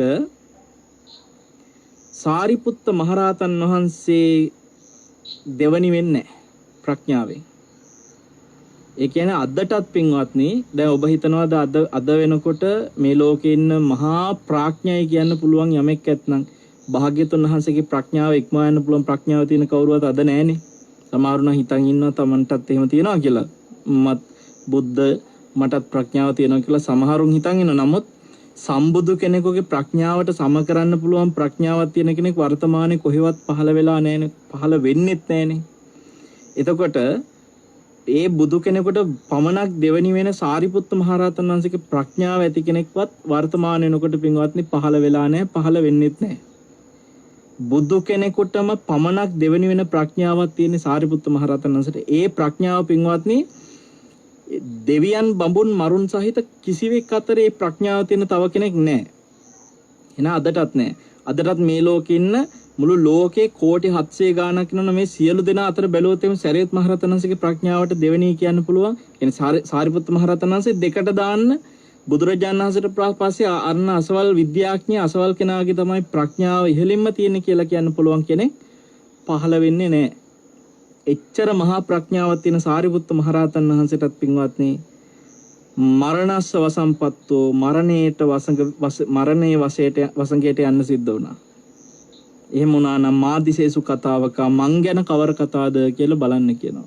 එහෙනම් වර්තමානයේත් ඔබට පේනවා මහා මොලකරුවෝ මහා ප්‍රඥාඥයෝ සමහරලාට එක එක තැන්වල මොලකාරයෝ කතා කරලා දැන් මේ කාලෙත් අපිට එහෙනම් හැමතැනම මොලකාරයෙක් ඉන්නවලු රටේම ප්‍රශ්න විසඳන්න පුළුවන්ලු තෙල් අඩු කරන්න පුළුවන්ලු. හැබැයි ඔය මොන මොලකාරයා මේ මොලකාරයාකවත් කවුරුත් මරණයේ වසඟයට එනකොට පින්වත්නි ඒ අය පරාද වෙනවා. භාග්‍යතුන් වහන්සේට සාරිපුත්ත මහරහතන් වහන්සේ වැනි මේ මහා ප්‍රඥාවෙන් හෙබි උත්තමයන් වහන්සේලා එක්ක තමන්ගේ ජීවිතය ගලපලා බලන්න කියනවා. මාදිසේසු කතාවක මං කවුද? ඊට පස්සේ පච්චේක බුද්ධ වශයෙන් බලන එක පසේ බුදුවරු තන්තං නිමිත්ත මාගම්ම වීමන්සන්තා මහේසයෝ සහම්බු ඥාන තේජේන යේපත් ආසවක්කයන් ඒක චරිය නිවාසේන කග්ග සිංග සමූපමා තේපි නාතිගතා මච්චුං මාදිසේසු කතාවක. පසේ බුදුරජාණන් වහන්සේලා බුද්ධත්වයට පත් වෙන්න විවිධ ආකාරයෙන් උන්වහන්සේලාට නිමිති හේතු වෙච්ච විදිය මේකේ මුලදී විස්තර කරනවා. ඔය අර අතේ වල්ලු ගැටුණට පස්සේ ඒ වගේ සිද්ධි මතක් කරලා ඒ වගේ නොඑක් සිද්ධිත් එක්ක උන්වහන්සේලා ස්වයම්බූ ඥානයේ තේජසින් ආශ්‍රවක්ෂයට පැමිණෙන්නේ තමන් වහන්සේම තනියම ආශ්‍රව ශ්‍රේය කරන උත්තමයෝ ශාස්ත්‍රවරු නෑ උන්වහන්සේලාට ධර්මයේ කියා දෙන්න. ඒ ආසවක්ෂය ස්වයම්බූ ඥාණයෙන් ලබාගෙන මහා ඍෂීන් වහන්සේලා විදියට හුදකලාවේ වාසය කරන මේ මහා උත්තමයෝ පවා මාරයා ඉක්මවා යන්න බැරි වුණා. ඒ කියන්නේ මාරයා ඉක්මවා යන්න බැරි වුණා කියන උන්වහන්සේලාටත් ජීවිතේ හැමදාම ජීවත් වෙන්න බැරි වුණා. පසේ බුදුවරුන්ටත් එහෙනම් ඉතින් මාදිසේසු කතාවක මං කවුද කියලා බලන්න කියනවා. සම්බුදුරජාණන් වහන්සේලාව අවසානයේ විදියට පෙන්නනවා ඒවම් මහානුභාවස්ස යං නාමේතං මහේසිනෝ න භයේන න ලජ්ජාය මරණං වාසමාගතං නිලජ්ජං වේත සාරජ්ජං සබ්බ සත්තාබි මද්දනං තායිදං මාදිසං සත්තං කතං නහාබි භවිස්සති. යම් කිසි මරණයක් ඒහා මහානුභාව සම්පන්න ඇති මහා ඍෂීන් වහන්සේට පවා බියෙන් ලැජ්ජාවෙන් වසඟයට යන්නේ නැති විලිබිය මේ නැති සියලු සත්වයන් මරණයට ගන්නවා නම් ඒ වගේ සත්‍යොත් මැඩලා ඒ කියන්නේ මේ ලැජ්ජ බය නැති සියලු සත්වයන් අතරේ ලැජ්ජා බය සියල්ල දුරු කරගත්තේ මහා උත්තමයන් වහන්සේවත් පින්වත්නි මේ ලෝකේ හැමදාම සුජීවත්ව වාසය කළේ නැත්තම් මං ගැන මොන කතාවද කියලා සම්බුදුරජාණන් වහන්සේලා ගැන සිහි කරන්න කියනවා. මේ විදිහට සිහි කරන ආකාර සියල්ල කතා කරේ උපසංහරණයේ විදිහට සිහි කරන්න. එතනදී පින්වත්නි ආකාර 7ක් උපසංහරණය කියන තුන්වෙනි කාරණාවට යටත්ව ගාථා 7ක් ඔස්සේ කතා කළා. කාය බහු සාධාරණේ තමයි අද අපිට කතා කරන 4 වෙනි කරුණ. තමන්ගේ කය තව බොහෝ දිනාට අයිතිවාසිකම් කියනවායි කියලා බලන්න කියනවා. මේ කය එක අර පුද්ගලීකරණය කරගෙන අපි වාසය කරාට මේ කය මගේ කියලා ඇත්තටම මේ කය මේ පොදු වස්තුවක් වගේ පොදු භාණ්ඩයක් වගේ. තව බොහෝ දිනාට මේ කය අපි දන්නෙත් නැතුව පාවිච්චි වෙනවා කියලා ඔබට හිතන්න තියෙනවා. ඒ කාරණාව පින්වත්නි හරිය ලස්සනට විසුද්ධි මාර්ගයේ විස්තර කරනවා. මේ කය බොහෝ දෙනාට සාධාරණයි. සාධාරණයි කියන්නේ බොහෝ දෙනා මේක පාවිච්චි කරනවා. 80 කුලයක පණුවන්ට මේ කය සාධාරණයි. මේ කයේ පණුව කුල 80කින් ඉන්නවා. ඒ පණුවන් අතරින් සිවිය ඇසුරු කරපු පණුව සිවිය කනවා. සම ඇසුරු කරපු පණුව සම කාලා දානවා. මස් ඇසුරු කරන පණුව මස් කාලා දානවා. නහරවල් ඇසුරු කරන පණුව නහරවල් කාලා දානවා. ඇට ඇසුරු කරන පණුව ඇට කාලා දානවා. මිදුළු ඇසුරු කරන පණුව ඉන්නම ඇට මිදුළු අස්සේ ඒ ඇට මිදුළු අස්සේ ඉන්න පණුව ඇට මිදුළු කාලා දානවා. මේ විදියට ඒ අය ඒකෙම උපදිනවා, ඒකෙම දිරනවා, ඒකෙම මැරෙනවා, ඒකෙම මල මුත්‍රා කරනවා. හරි ලස්සනට විසුද්ධි මාර්ගය කියනවා හරියට ඔවුන්ගේ තිඹිරිගය, ඒ කියන්නේ උපදින තිඹිරිගය මේ කයමයි. ඔවුන්ගේ ලෙඩ වුණාම යන හොස්පිටල් එක ගිලන් හලත් මේ කයමයි. ඔවුන් මැරුණට පස්සේ ඔවුන්ගේ ශරීර මේ තියන සෝන බවටපත් වෙන්නේ ඒ පණුවාගේ සෝනත් මේ කයම තමයි. ඔවුන් වැසිකිලි කැසිකිලි කරන වැසිකිලිය කැසිකිලිය වෙන්නේ මේ කයමයි. ඒ පණුවන්ට මේ ශරීරයේ ඒ විදිහට බොහෝ දෙනෙකුගේ පොදු වස්තුවක් කියලා බලන්න කියනවා. එහෙම බලනකොට පින්වත්නි මේ ඔවුන්ගේ ප්‍රකෝපයකින් ඕනෑම මොහොතක මාව මරණයටපත් වෙන්න පුළුවන්. මේ 80 කුලේ පණුවන්ට වගේම මේ මරණයට හේතු වෙන තව බොහෝ සත්තු ඉන්නවා. නයි පොළොංගු මේ වගේ ඕනම කෙනෙකුට මේ කය ඕනම මොහොතක ගොදුරක් බවට පත් වෙන්න පුළුවන්. අපිට මේක කයක් වුණාට පින්වත්නි මේ කය ආහාරයට ගන්න අපි හිතමු කිඹුලෙක්. ඒ කිඹුලාට මේ අපි මේක කයක් නෙමෙයි මේක ආහාරයක්. දැන් මට මේක කය, කිඹුලාට මේක ආහාරයක්. එතකොට මේ කය ඕනෑම මොහොතක තවත් සතෙකුට ගොදුරක් බවට පත් වෙන්න පුළුවන් කියලා Taman දකිනවා නම් Taman වාසය කරන කොතන හෝ හරියට නිකන් හතරමං හන්දියක ඉන්න කෙනෙකුට හතරමං හන්දියේ හතර දිශාවෙන්ම ඊතල ආදී දේවල් වලින් ඕන මොහොතක දැන් හිතන්න හතරමං හන්දියේ ඉන්න කෙනාට වට කරලා ඊතල විදිනවා. එතකොට මෙයා ඒ ඊතල උඩින් එනවා, යටින් එනවා, පැත්තෙන් එනවා, පාතින් එනවා, එක එක පැති වලින් එනවා. එතකොට මෙයා ඊතල වලින් බේරෙන්න පින්වත්නි එහෙට නැවෙනවා, මෙහෙට නැවෙනවා, එක එක පැති වලට මෙයා හැරෙනවා ඊතල වලින් බේරෙන්න. අන්‍ය සත්තු මාගේ කය ආහාරයට ගන්න බලාගෙන ඉන්නේ ඒ වගේ කියනවා. ඒ කියන්නේ අපි හැමතැනම යනකොට සදෙන් බලන්න මහ ලොකු සත්තු ඕනේ නැහැ. කොටියෝ සිංහියෝ කිඹුල්ලෝ ඕනේ නැහැ. පොඩි ඩෙංගු මදුරුවා වගේ එක මදුරුවෙක් ඇති. මේ කය ගොදුරක් බවට පත් කරගන්න. එතකොට අපි හැමතැනදීම දැන් මේ කොරෝනා වගේ දේවල් ගත්තත් මේ හැම දෙයක්ම කාය බහු සාධාරණ ඔස්සේ බලන්න පුළුවන් දේවල්. අපි හැමතිස්සෙම මාස්ක් එකක් දාන්නේ හැමදේම කරන්නේ මොකටද ආරක්ෂා වෙන්න පිටුමද අපි එහෙට නැවි මෙහෙට නැවි අර හතරමං හන්දියේ ඉන්න කෙනෙක් ඊතල වලින් ආරක්ෂා වෙන්න එහාට මෙහාට හැරි ආරක්ෂා වෙන්න දඟලනවා වගේ පිටුමත් අපිත් සත්තුන්ගෙන් නොඑක් සර්පයෝ ආදී නොඑක් සත්තුන්ගෙන් ආරක්ෂා වෙන්න මදුරුවාගෙන් පව ආරක්ෂා වෙන්න අපි එක එක පැති වලට හැරෙනවා උත්සාහ කරන බලන්න මට මතකයි බල්ලෙක් කෑවට පස්සේ ඉස්සර නම් නාභි වටේට මේ 20 ගානක්ද කොහෙද විදිනවා ඉන්ජෙක්ෂන් දැන් අදටත් ඒ සත්තු හැපුවට පස්සේ මිනිස්සු ගිහිල්ලා ගොඩාක් ඉන්ජෙක්ෂන් විද ගන්නවා ඒකත් එක සැරයක් නෙමෙයි 3 සැරයක්ද කොහෙද වාර ගානක් විදිනවා එක නිකන් නෙමෙයි අත් වලට කකුල් වලට හැමතැනටම විදිනවා එතකොට ඒ වගේ මේ තව සත්තුන්ට මේකය ගොදුරක් වෙන්න පුළුවන් ඕන මොහොතක ඒකින්ද ඒ කියන්නේ ඒ සතා මුළුමනින්ම අපේ කයේ සතාගේ කය ඇතුළට දැහ ගන්නවා කියන එකම නෙමෙයි දැන් මදුරුවා ගන්න අපෙන් ලේ චුට්ටක්නේ හැබැයි මේ මදුරුවා මාගේ මරණයට එකම හේතුව බවට පත් වෙන්න පුළුවන් වගේ පින්වත්නි ඕනෑම මොහොතක කොතන හෝ කාය බහු සාධාරණ මේක තව සතෙකුට ගොදුරක් වෙන්න පුළුවන් කියලා හිතන එක තමයි කාය බහු සාධාරණ කියන්නේ. තව මේක පුද්ගලිකකරණය කරගත්තට මේක තව අය පාවිච්චි කරනවා, තව අයටත් මේක උදව් වෙනවා මේ කය ඔවුන්ගේ ජීවිතය පවත්ව ගන්න. ඔය අද අපි කතා කළේ කරුණු දෙකක්, උපසංහරණය සහ කාය බහු සාධාරණය කියලා. මේ විදියට අපි ගිය සතියේ කරුණු දෙකක් කතා කරා, අද කරුණු දෙකක් කතා කරා. තව අපිට තියෙනවා කාරණා 4ක් ඉදිරියේ කතා කරමු ඊළඟ සතිවල. ඔබ හැම දිනාටම පින්වත්නි මරණය පිළිබඳව ආකාර 8කින් කියා දෙන දේශන මාලාවක දෙවෙනි දේශනාවයි අද සිද්ධ වුණේ. පොහෝ දින දේශනයත් එක්ක බැලුවොත් 3 වෙනි දේශනය. අපි හැමදෙනාම අද දවසේ මේ උතුම් ධර්මානුශාසනාව තුළින් අපේ ජීවිතයේ තියෙන අවිනිශ්චිත භාවය ගැන සිහි කරන්න, අපි මේ ලෝකේ මහා කිරුම්කාරයෝ හැටියට හිතන අය, මහා වීරියවන්තයෝ, මහා වීරයෝ විතරක් නෙමෙයි, මහා සිටුවරු, යසස් තියන අය, රජවරු, මහා පින් ඇති අය, මහා ඉරිදි තියන අය, මහා ප්‍රඥාවන්තයෝ, බුදුවරු, පසේ බුදුවරු, මේ සියලු දෙනා වහන්සේලා එක්ක ගලපා තමන්ගේ ජීවිතයේ ස්වභාවය සිහි කරලා මං කවුද කියලා බලන්න, මරණය අභියස තමන් අසරණ වෙන විදිය බලන්න. ඔබට පින්වත්නි ජීවිතයේ කුසලයේ පිණසම මේ සියලු කරුණු ඔබේ හිත දියුණුව පිණසම ඒකාන්තයෙන්ම හේතු ආසනාව වෙත්වා කියලා ආශිර්වාද කරනවා. සාදු සාදු සාදු.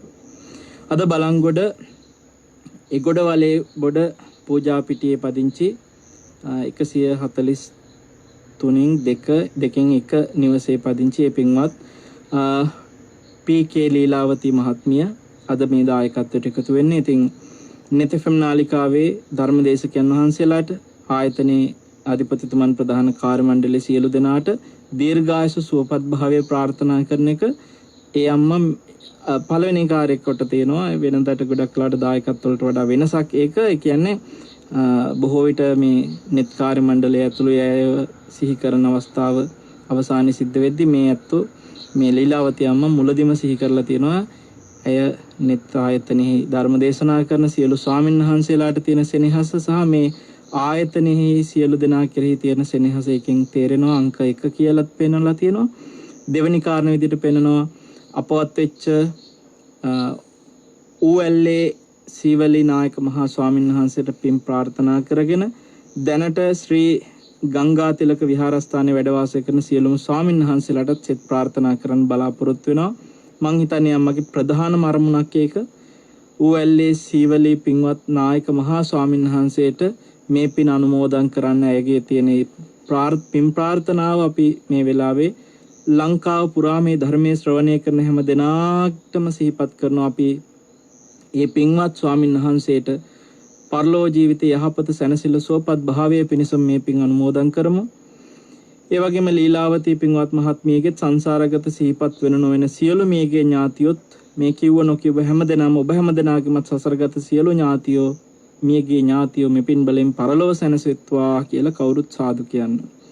දෙවියෝද සතුටින් මෙපින් බලෙන් දෙව්ලොව සැනසෙත්වා සුවපත් වෙත්වා කියලා හැමදෙනාම දෙවියන්ටත් මේ පින් අනුමෝදන් කරමු.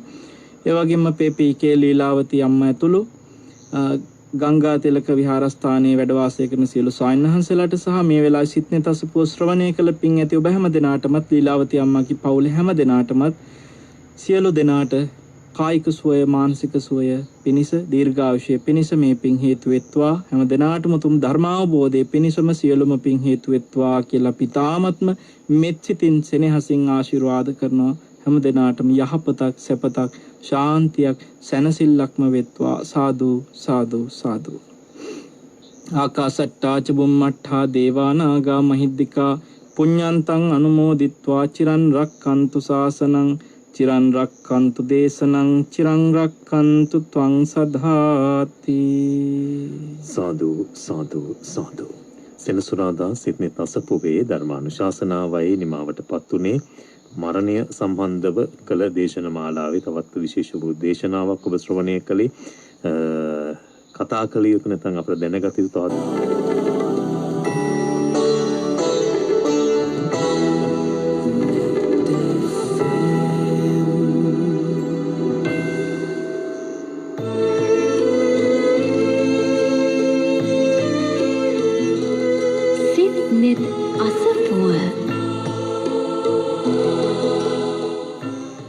අපි නැවත සෙනසුරාදා සිඩ්නි තසපුව වැඩසටහනේ ධර්ම සාකච්ඡාවටයි යොමු වන්නේ. හෙට උදෑසන මෙත්නෙත් පාමුල තුලදිත් මම කියපු කතාවක් තිබෙනවා. මොකද මේ මෙත්නෙත් පාමුල ඉරිදා සිඩ්නි තසපුව කලින් පටිගත කරලා තමයි අපි ඔබට අහන්නට සලස්වන්නේ සජීවී වැඩසටහන් දෙසින් නෙමෙයි. මොකද මේ කොරෝනා තත්ත්වය නිසා ඒ භාග්‍ය ඔබට සජීවී වැඩසටහනක් ලෙසින්ම ලැබෙන්නේ මේ සෙනසුරාදා සිඩ්නි තසපුව අපේ පූජනීය වල්පොළ ගෞතම ස්වාමීන් වහන්සේ වැඩම කරන නිසා මේ වැඩසටහන ඉතින් අපි කලින් පටිගත කරන නිසා දන්නවා දැන් මේ සිදුවීම් මාලාව මේක හරි චක්‍රයක් ලෙසින් නැත්නම් අර හෙට උදෙත් මේ වචනෙම කියනවා මුතු මාලයක් ඇමිනුවා වගේ එකට ඇමිලා තිබෙන දේශන මාලාවක් තමයි සෙනසුරාදා ඊළකින් දවස් දෙකේ ඔබට අහන්නට ලැබෙන්නේ. අපේ කැටවල හේමාලෝක නායක හාමුදුරුවෝ හෙට උදේ මෙත්නෙත් පාමුලෙන් කියලා දෙනවා මරණ මොහොතේදී සිටිය යුතු ආකාරය ගැන. ඒ වගේම රාත්‍රී සිඩ්නි තසපුවේ අපේ බලංගොඩ රාද ස්වාමීන් වහන්සේ සිහිපත් කරන අපේ හාමුදුරනේ අපි අපේ ජීවිත බොහොම ජයග්‍රාහී උපතක් ලැබලා අපි තියෙන්නේ. ජයග්‍රාහී උපතක් ලැබලා පරාජිතව මිය යන ජීවිත අපිට බොහෝමයක් තියෙන්නේ. බොහෝ දිනකට තියෙන්නේ.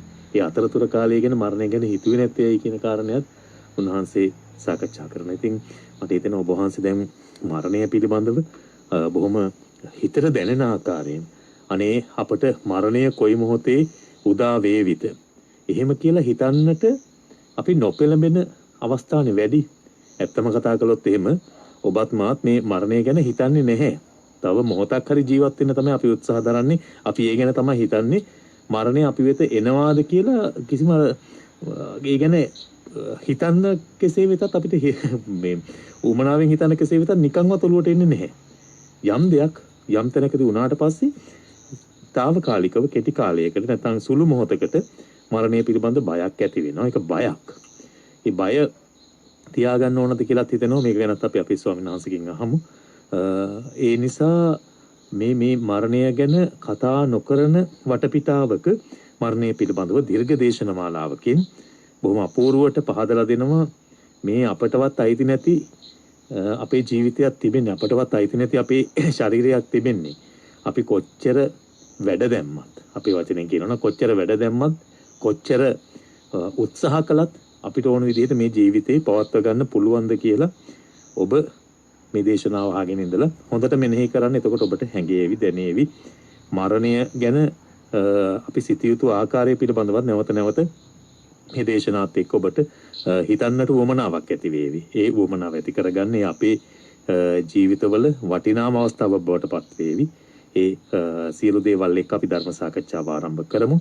නැවත වාරයක් අපේ පූජනීය වල්පොළ ගෞතම ස්වාමීන් වහන්සේව මේ ධර්ම සාකච්ඡාව වෙනුවෙන් පිළිගනු ලබන අවසරයි ස්වාමීන් වහන්සේ. ඇත්තටම සන්නහස දැන් අර මා කිව්වාගේ මේ අපේ කැටවල හාමුදුරුවෝ මරණය ගැන කියන ඒ අතරතුර කාලේ සිටිය යුතු ආකාරය පිළිබඳව එතකොට රාධහාමුදුරුවොත් අපේ සිහිපත් කරනවා අපි ජයග්‍රාහී උපතක් ලැබලා පරාජිතව මිය යනවා. ඒ අතර කාලය ගැන මේ අපිට මේ පිළිබඳ කිසි හැඟීමක් නැත්තේ ඇයි අපේ හාමුදුරනේ. දැන් මේ මොහොත වන විටත් අපි දැන් මොනවා කතා කළත් අපි බලන්නේ තව මොහොතක් හරි ජීවත් වෙන්න. අපි බලන්නේ කොයි මොහොතේ හරි මිය යනවායි කියන එකට වඩා අපි කොහොමද තව මොහොතක් හරි ජීවත් වෙන්නේ කියලා. ඒකට එහෙම හිතන එක වැරද්දක්ද? අපි තව ජීවත් වෙන්න අපි දැන් අවසාන වශයෙන් ප්‍රාර්ථනා කරනවානේ නිදුක් නිරෝගී දීර්ඝායුෂ ලැබේවා කියලා ප්‍රාර්ථනා කරනවා. එතකොට ඒ ප්‍රාර්ථනාවෙන් අපි අතරමං වෙලාද ඉන්නේ? වරුණ දැන් අපි ජීවිතේ සමහර වෙලාවට මරණය ගැන මෙහින් දේශනා කරලා මේ මොහොතේ හෝ මැරෙන්න පුළුවන් කියලා ආයොන්න පින් දෙනකොට දීර්ඝාෂ වේවා නිරෝගී සුව වේවා කියනකොට සමහර කෙනෙකුට හිතර ඇති ඔන්න විහිළුවද මේ කියලා. හරිද? ඒ කියන්නේ ඒක ප්‍රඥාවන්තයාට විතරයි මේ කියන්නේ මොකද්ද කියලා තේරෙන්නේ කියන කතාව. ඒතර මෙතනදී අපි හරියට අර උදාහරණයක් කිව්වොත් එහෙම අර අම්මා මේ වැව මැද්දට යන ළමයාට හා ගිලෙයි කියලා කියනවා වගේ ගිලෙයි. ඔව්. ඒ කියන්නේ ගිලෙනවාම නෙමෙයි ගිලෙයි. හරි. ඒ වගේ මාගේ මරණය මේ මොහොතේ හෝ වෙයි කියලා අපි හිතලා අපේ හිතට අර වීරියක් ඇති කරගන්නවා. නමුත් ඒක අවවාදයක් විදිහට අපි දෙනවා මේ වෙලාවේ මෙහෙම හිතන්න. මෙහෙම කරන්න. ඒ කරලා අපි අවසානයේ ආශිර්වාද කරනවා දීර්ඝායුෂ වේවා. බුදුරජාණන් වහන්සේලා දැන් සමහරව හිතනවා දීර්ඝායුෂ ප්‍රාර්ථනා කරන එක මුලාවක්. බුදුවරු මේ මරණය මේ මොහොතේ සිද්ධ වෙන්න පුළුවන් කියලා දේශනා කරපු උත්තමයෝ දීර්ඝායුෂ ප්‍රාර්ථනා කරන්න කියලා නෑ කියලා සමහරව හිතන් ඉන්නේ. මට මතකයි එක අම්මා කෙනෙක් හිටියා. ඒ අම්මට ධර්ම දේශනාවක් හෝ මොකද හරි දැන් අපිත් එක්ක කතා කරලා වඳිනකොට පවා අපි ඉතින් පුරුද්දකට දීර්ඝායුෂ වේවා කියලා කියනවා. මේ අම්මට මේක ඇහුනම නිකන් හරි තරහක් එනවා. වඳින එකත් අතෑරලා දැන් මේ වැඳගෙන ඉන්න අතරේ දීර්ඝායුෂ වේවා කිව්ව ගම වඳින එකත් අතෑරලා නැගිටලා කියනවා මට එපා දීර්ඝායුෂ හඳුරන්නේ. වංශ මාත් එක්ක මොකක් හරි තරහක් තියෙනවද කියලා අහනවා. ඒ අම්මා කියන්නේ එයාට දීර්ඝායුෂ ප්‍රාර්ථනා කරන්න එපා. දීර්ඝායුෂ පතනවා කියන්නේ මුලාවක්. ඒක ලෝභයක්. එයාගේ මනසේ හිතන්නේ ඒක හදාගෙන තියෙන්නේ එහෙම. ඔව් එයා හිතන මේක ලෝභයක්, මේක මුලාවක්, දීර්ඝායුෂ පතන එක දීර්ඝායුෂ නෙමෙයි මට මේ මොහොතේම මැරෙන්නයි ඕනේ කියනවා. එතකොට එයා හිතනවා අර මේකේ කියපු උපමාත් ගලපගෙන මේ උඩට ගන්න හුස්ම රැල්ල යටට හෙලද්දි මැරෙන්නයි මට නම් ඕනේ. තවත් මම මේ ජීවිතේ මේ සංසාරේ ජීවත් වෙවි ඉන්න එක බොරු වැඩ මුලාවක්. සමහර නම් දීර්ඝායුෂ එපා. වර්ණ ඔබට මතක ඇති අභිවාදන සීලිස්ස කියන ගාථාව දේශනා කරේ වෙන කවුරුවත් නෙවෙයි බුදුරජාණන් වහන්සේමයි. අභිවාදන සීලිස්ස නිච්ඡං උද්ධාපචායිනෝ චත්තාරෝ ධම්මා වඩ්ඩಂತಿ ආයු වන්නෝ සුඛම් බලං. ආයුෂයි වර්ණයයි සැපයයි බලයයි වැඩෙනවා කිව්වා. ගුණ ඇති වැඩිහිටි උතුමන්ට වන්දනාමාන කරමින් සත්කාර කරනකොට. එහෙමයි. එතකොට ඇතරම ඔය ගාථාව දේශනා කරන්න වෙච්ච සිද්ධිය පව ඔබට මතක ඇති කියලා හිතනවා. අර එක්තරා පුංචි දරුවෙකුට යක්ෂයෙක් යම් විදිහකට මේ බලපෑමක් කරනවා මේ ජීවිතේ අහිමි කරන්න දවස් 7කින් ඉපදිලා. ඉපදිච්ච දවසෙන් පස්සේ දවස් 7ක් ගෙවෙන තැන. එතකොට මේ දරුවාගේ ජීවිතේ මේ දවස් 7කින් මේ යක්ෂයාගේ ග්‍රහණයට ලක් වෙන හින්දා එතනදී මේ ආයුෂ නැති බව දකිනවා මේ දරුවාගේ තාත්තගේ යාළුවෙක්. ඒ යාළුවා කවුරුවත් නෙමෙයි. ඇත්තටම මේ දරුවාගේ තාත්තා මේ සිවුරු අරපු කෙනෙක් වගේ තපස් ජීවිතය අතෑරිය කෙනෙක්. ඒතකොට කැලේ තපස් රැකගෙන ඉඳලා තපස් ජීවිතය අතෑරලා. යාළුවා කියලා කිව්වේ තමන් එක්ක එකට තපස් ජීවිතේ රැක්ක තාපසයෙක් ඉන්නවා.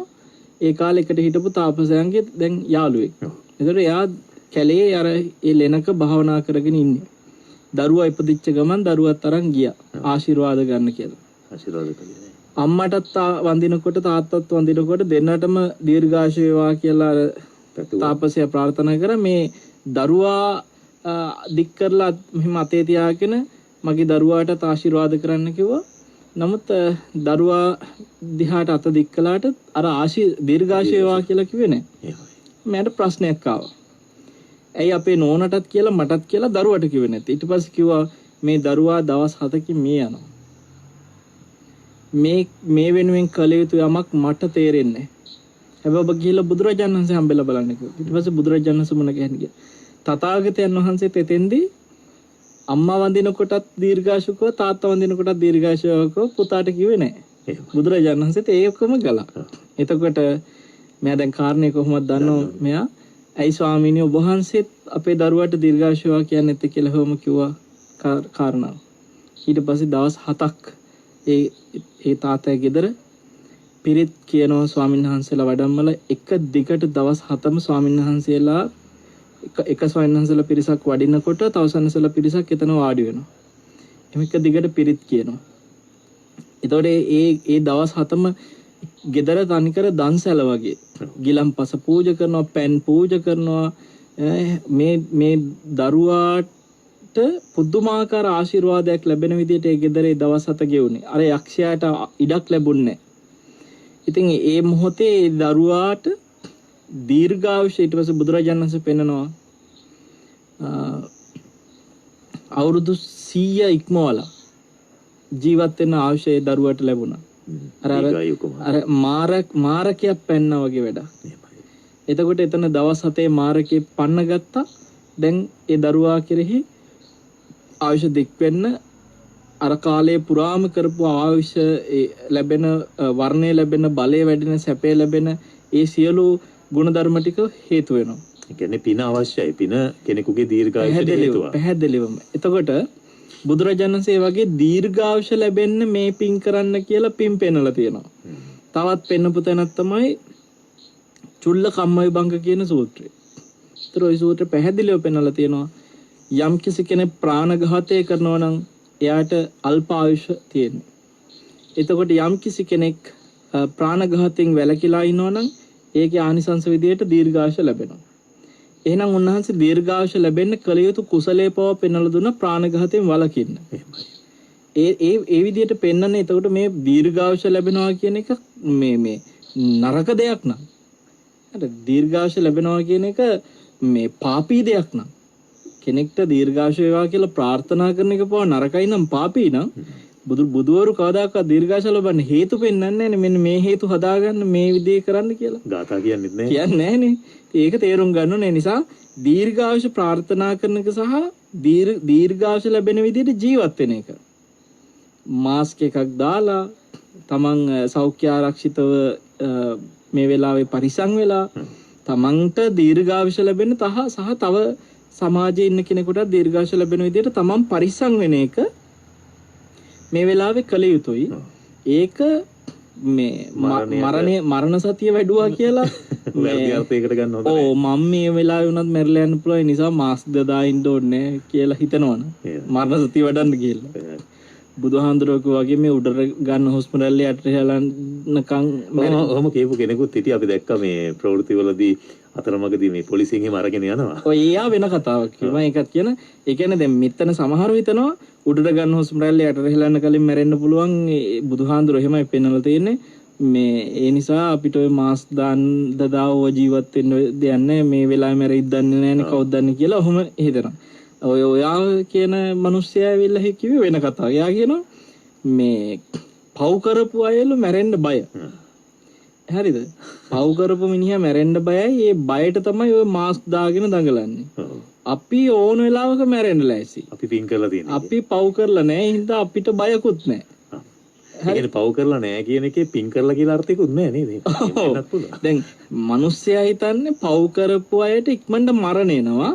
ඒතර පව් කරපු අය තමයි පව්කාරයෝම මැරෙනවා.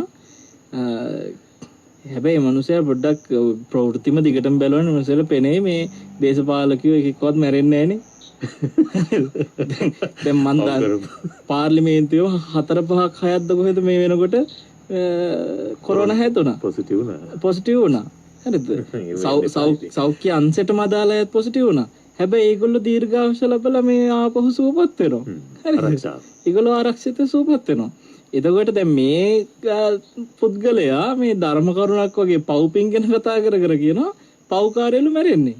ඒතර මේ අහිංසකව මෙතෙක් කොරෝනා හැදිලා මැරිච්ච මේ මිනිස්සු ඔක්කොම පව්කාරයෝ කියලා සැලකුවාගෙන මේ කෙනාගේ වචනේ. එහෙමයි.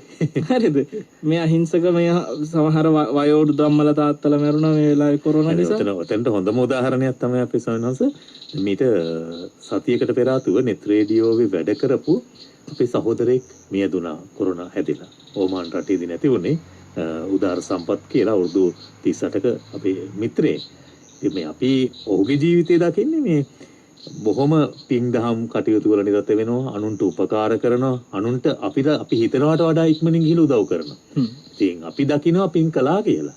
ඒතර පව්කාරය කියලා හැබැයි මියදුනා. ඔව් දැන් මිනිස්සු සාමාන්‍ය සමාජෙම කියන මේ පව්කාරයෝ මැරෙන්නේ නැහනේ කියලා කියනවා. හරිද? එතකොට ඒකෙන්ම ඒගොල්ලන්ට තේරෙනවා මේ ඒගොල්ලෝ හිතනවා මේ ඇයි මේ හොඳ මිනිස්සු මැරෙන්නේ ඉක්මනට මේ පව්කාරයෝ තවත් ජීවත් වෙනවනේ කියලා. ඒ කතාවම කිය අනිත් පැත්තෙන් තව පිරිසක් කියනවා මේ ඕ කොරෝනා වලට මැරෙන්නේ පව් කරපු අය. අපි පව් කරලා නැහැ නිසා අපිට ඕවා දාන්න ඕනේ. ඕවා නෙමෙයි වරුණ ආරක්ෂා වෙන්න කියන හැම දෙයකදීම කියනෝනේ ඕක. ඒ කියන්නේ පරිස්සම් වෙන්න ආරක්ෂා වෙන්න කියලා කොතන හරි මොකක් හරි කිව්වොත් කියනවා අපි එච්චර පව් කරලා නැහැ. සමහරවිට අපි හිතමු අකුණු කොටන වෙලාවට මේ අපිට විවිධ විදියට දැනුවත් කරන කාලගුණිත පරිදි මේ දේවල් පාවිච්චි කරන්න එපා මෙහෙම වෙන්න දුරකථන විසන්ධි කරගන්න එහෙම කියනවනේ.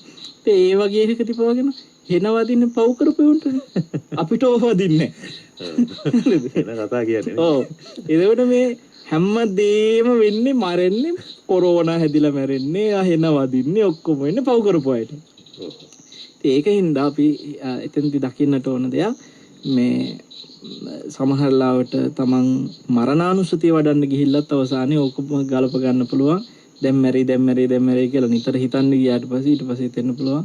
ඉතින් ඔය මාස්ක් කනමනම් දාලා කොච්චර පරිසංගෙන් හැදුවත් මැරෙනවා නම් ඉතින් දැන් කොහොමත් දැන් මැරෙනවනේ. සමහරව එහෙමත් කියන්නේ මැරෙනවා නම් ඉතින් ඒ වෙලාවට ආයි මොන මාස් දාන් හිටියත් මැරෙන කෙනා මැරෙනවා. හරි? මැරෙන්නේ නැත්තම් මම දැන් මැරෙන්න නැත්තම් ගලේ ගෙවුවත් මැරෙන්නේ නැහැ. මාස්ක් නෙමේ මොනවා නොදා මම කොහොම හිටියත් මැරෙන්නේ නැත්තම් මැරෙන්නේ නැහැ. එහෙම හිත පටු ප්‍රකාශය කියන්නේ. ඔව් දැන් ඒ කෙනාට තේරෙන්නේ තමන් ආරක්ෂා වෙන එක තමන්ගේ කතන්දරයට විතර නෙමෙයිනේ. තමන්ගේ පවුලේ අය තමන් ඇසුරු කරන අනිත් අයටත් ඒක බලපානවා. මරාගෙන මැරීම. මරාගෙන තමන් නොමැරි සමහරට අනික අමරනවා. ඒ නිසා මේ වෙලාවේ අපි දීර්ඝායුෂ වෙනුවෙන් කළ යුතු යමක් ඇත්නම් ඒ දේත් කරන්න මේක බුදුරජාණන් වහන්සේ ගරහා කරපු දෙයක් නෙමෙයි. මරණානුස්සති වඩන්න කියපු බුදුරජාණන් වහන්සේම දීර්ඝායුෂ පිණිස කළ යුතු දේ බොහෝ පෙන්නපු තැන් තියෙනවා. භාග්‍යතුන් වහන්සේත් සමහර ලාවට දැන් ආනන්ද ස්වාමීන් වහන්සේටත් අර කල්පයක් ආයුෂ උන්වහන්සේට ඒ කියන්නේ ආයුෂ කල්පය මේ මමත් අහන්න හදපු ධර්ම කාරණාවමයි. දැන් මම අද දෙපාරක් එහෙම වුණා. මම දේශනාව අතරතුරත් යම් ප්‍රශ්නයක් අහන්න ඉතින් ඔබ වහන්සේ උත්තර දී කියලා ගියා. දැන් බුදුරජාණන් වහන්සේට එහෙම ඇත්තටම ආයුෂ කල්පයක් වැඩ ඉන්න පුළුවන් නේ කියලා මේ ඒ කතාව ස්වාමීන් වහන්සේකත් පහදලා දෙන්න අපිට මම මේ එතකොට ආයුෂ් කල්පයක් කියන්නේ ඕන තරම් කාලයක්ද එතකොට එහෙම ඉන්නේ කොහොමද? ඔව් දැන් කල්පයක් කියනකොට වරුණ මේ බුදුරජාණන් වහන්සේගෙන් එක ස්වාමීන් වහන්සේ නමක් අහනවා ස්වාමීන් මේ කල්පයකට කොච්චර කාලයක් තියෙනවද? ඒ වෙලාවේ බුදුරජාණන් වහන්සේ කියන කල්පෙට අවුරුදු මෙච්චරයි කියලා කියන්න බෑ කියලා. එහෙමයි. එතකොට ස්වාමීන් එහෙනම් කල්පෙට උපමාවක් කියන්න පුළුවන්ද කියලා අහනවා කොච්චර කල්ද කියලා තේරුම් ගන්න කල්පයක්. එතකොට මේක ප්‍රසිද්ධයි. අපි විවිධ විදියට මේ උපමාව තේරුම් අරගෙන කතා කරන අවස්ථා තියෙනවා. දැන් හිතන්න 77ක් දිග 77ක් උස 77ක් පළල මහ විශාල ගල් පර්වතයක් තියෙනවා. එතකොට මේ ගල් පර්වතේ දැන් 77ක් දිග උස පළල කිව්වට පස්සේ හිතා ගන්න බෑ උස පවා කොච්චර උසද කියලා. මේ මගේ 16 යන්නේ. ඔව්. එතකොට වරුණ දැන් සාමාන්‍යයෙන් ගලක් කියන එක කළු ගලක් කියන එක අපි අපේ නිකන් සමාජගත පාවිච්චි වෙන විදිහට බැලුවොත් මිරිස් ගල. මිරිස් ගලක් ගෙවෙනවනේ සාමාන්‍ය කාලයක් යනකොට. දැන් අපි කරන්නේ එකෙන් ගෙවෙන වැඩේමම. ඔව් අර හොඳ ෆ්ලැට් එකට තියෙන මිරිස් ගල කාලයක් යනකොට හොඳට පාවිච්චි කරපු මිරිස් ගල තියෙනවා වල ගැහිලා තියෙනවා. එතකොට බුදුරජාණන් වහන්සේ පෙන්නනවා මේ මිරිස් ගල නේ අර 77ක් උස දිග පළල මේ ගල ළඟට කවුරු හරි කෙනෙක් එනවා මේ සිනිඳු රෙදි කෑල්ලකුත් අරගෙන මාස්ක් එකක් වගේ එකක් අරන් ආව කියමුකෝ. මේ කාලේ ඇටියෙද තේරෙනවා සිනිඳු රෙද්දා අරගෙන ඇවිල්ලා මෙහෙම ගලට තියලා එක වතාවක් කොහොම පිරිමැදලා ගන්නවා. ඒකෙන් කියන්නේ මුළු ගලම පිරිමැදිනවා කියලා නෙමෙයි. තමන් ඉන්න තැන සිනිඳු රෙද්දකින් මේ ගල වටේ හැමතැනම පිරිමැද මැද යන්න බෑනේ. එක රෙද්ද කෑල්ලක් කරා මේ ගලට තියලා එක සැරයක් කොහොම පිහලා ගන්න. මගේ අතේ තියෙන උස ප්‍රමාණයෙන් අරගෙන පීඩල් දැම්ම එකපාරට. ඔව් අර සමහර ඔය දැන්වීම් තියෙන්නේ මේ ඔය කුණු දූවිලි පැල්ලම් යවන වාජනවල මෙහෙම එකපාරක් එක සැරයක් පිහලා ගන්න එකයි පිහින්නේ. ඊට පස්සේ වතුරට ඇල්ලුවට පස්සේ මුළු වාජනෙම පිරිසිදු වෙලා. ඒ වගේ අල්ලක් වගේ වාජනයක්. ඔව් දැන් මේකේ අර වගේ එකක් පිහලා ගන්නවා එවනසේ යනවා. ආයි ඊළඟ වතාවේ අවුරුදු 100කට පස්සේ තව එක්කෙනෙක් එනවා. එයාත් ওই දේම කරනවා. රෙදි කැල්ලක් කරන් ඇවිල්ලා. ඒ කියන්නේ එයාගේ ඊළඟ පරම්පර එයාගේ පුතා වෙන්න එපේ. ඔව් පරම්පරාව ඒකවත් එහා පැත්තෙන් ඉන්නේ. එතකොට ආයෙත් 100කින් කෙනෙක් එනවා. ආයෙත් ওই විදිහටම එක වතාවක් පිහලා යනවා. ආයෙත් 100කින් එනවා. ඔහොම 100කට එක කෙනෙක් එක සැරයක් විතර සිනිඳු රෙද්දකින් පිහලා ඔහොම ගිහින් කවදා හරි කාලෙක අර ගල පොළව මට්ටමට ගෙවිලා යනවාද ඊට වැඩි කාලයක් යනවා කියනවා කල්පයක් ඉවර වෙන්නේ. කල්පයක් ඉවර වෙන්නේ ඊටත් වඩා කාලයක්. එහෙමයි.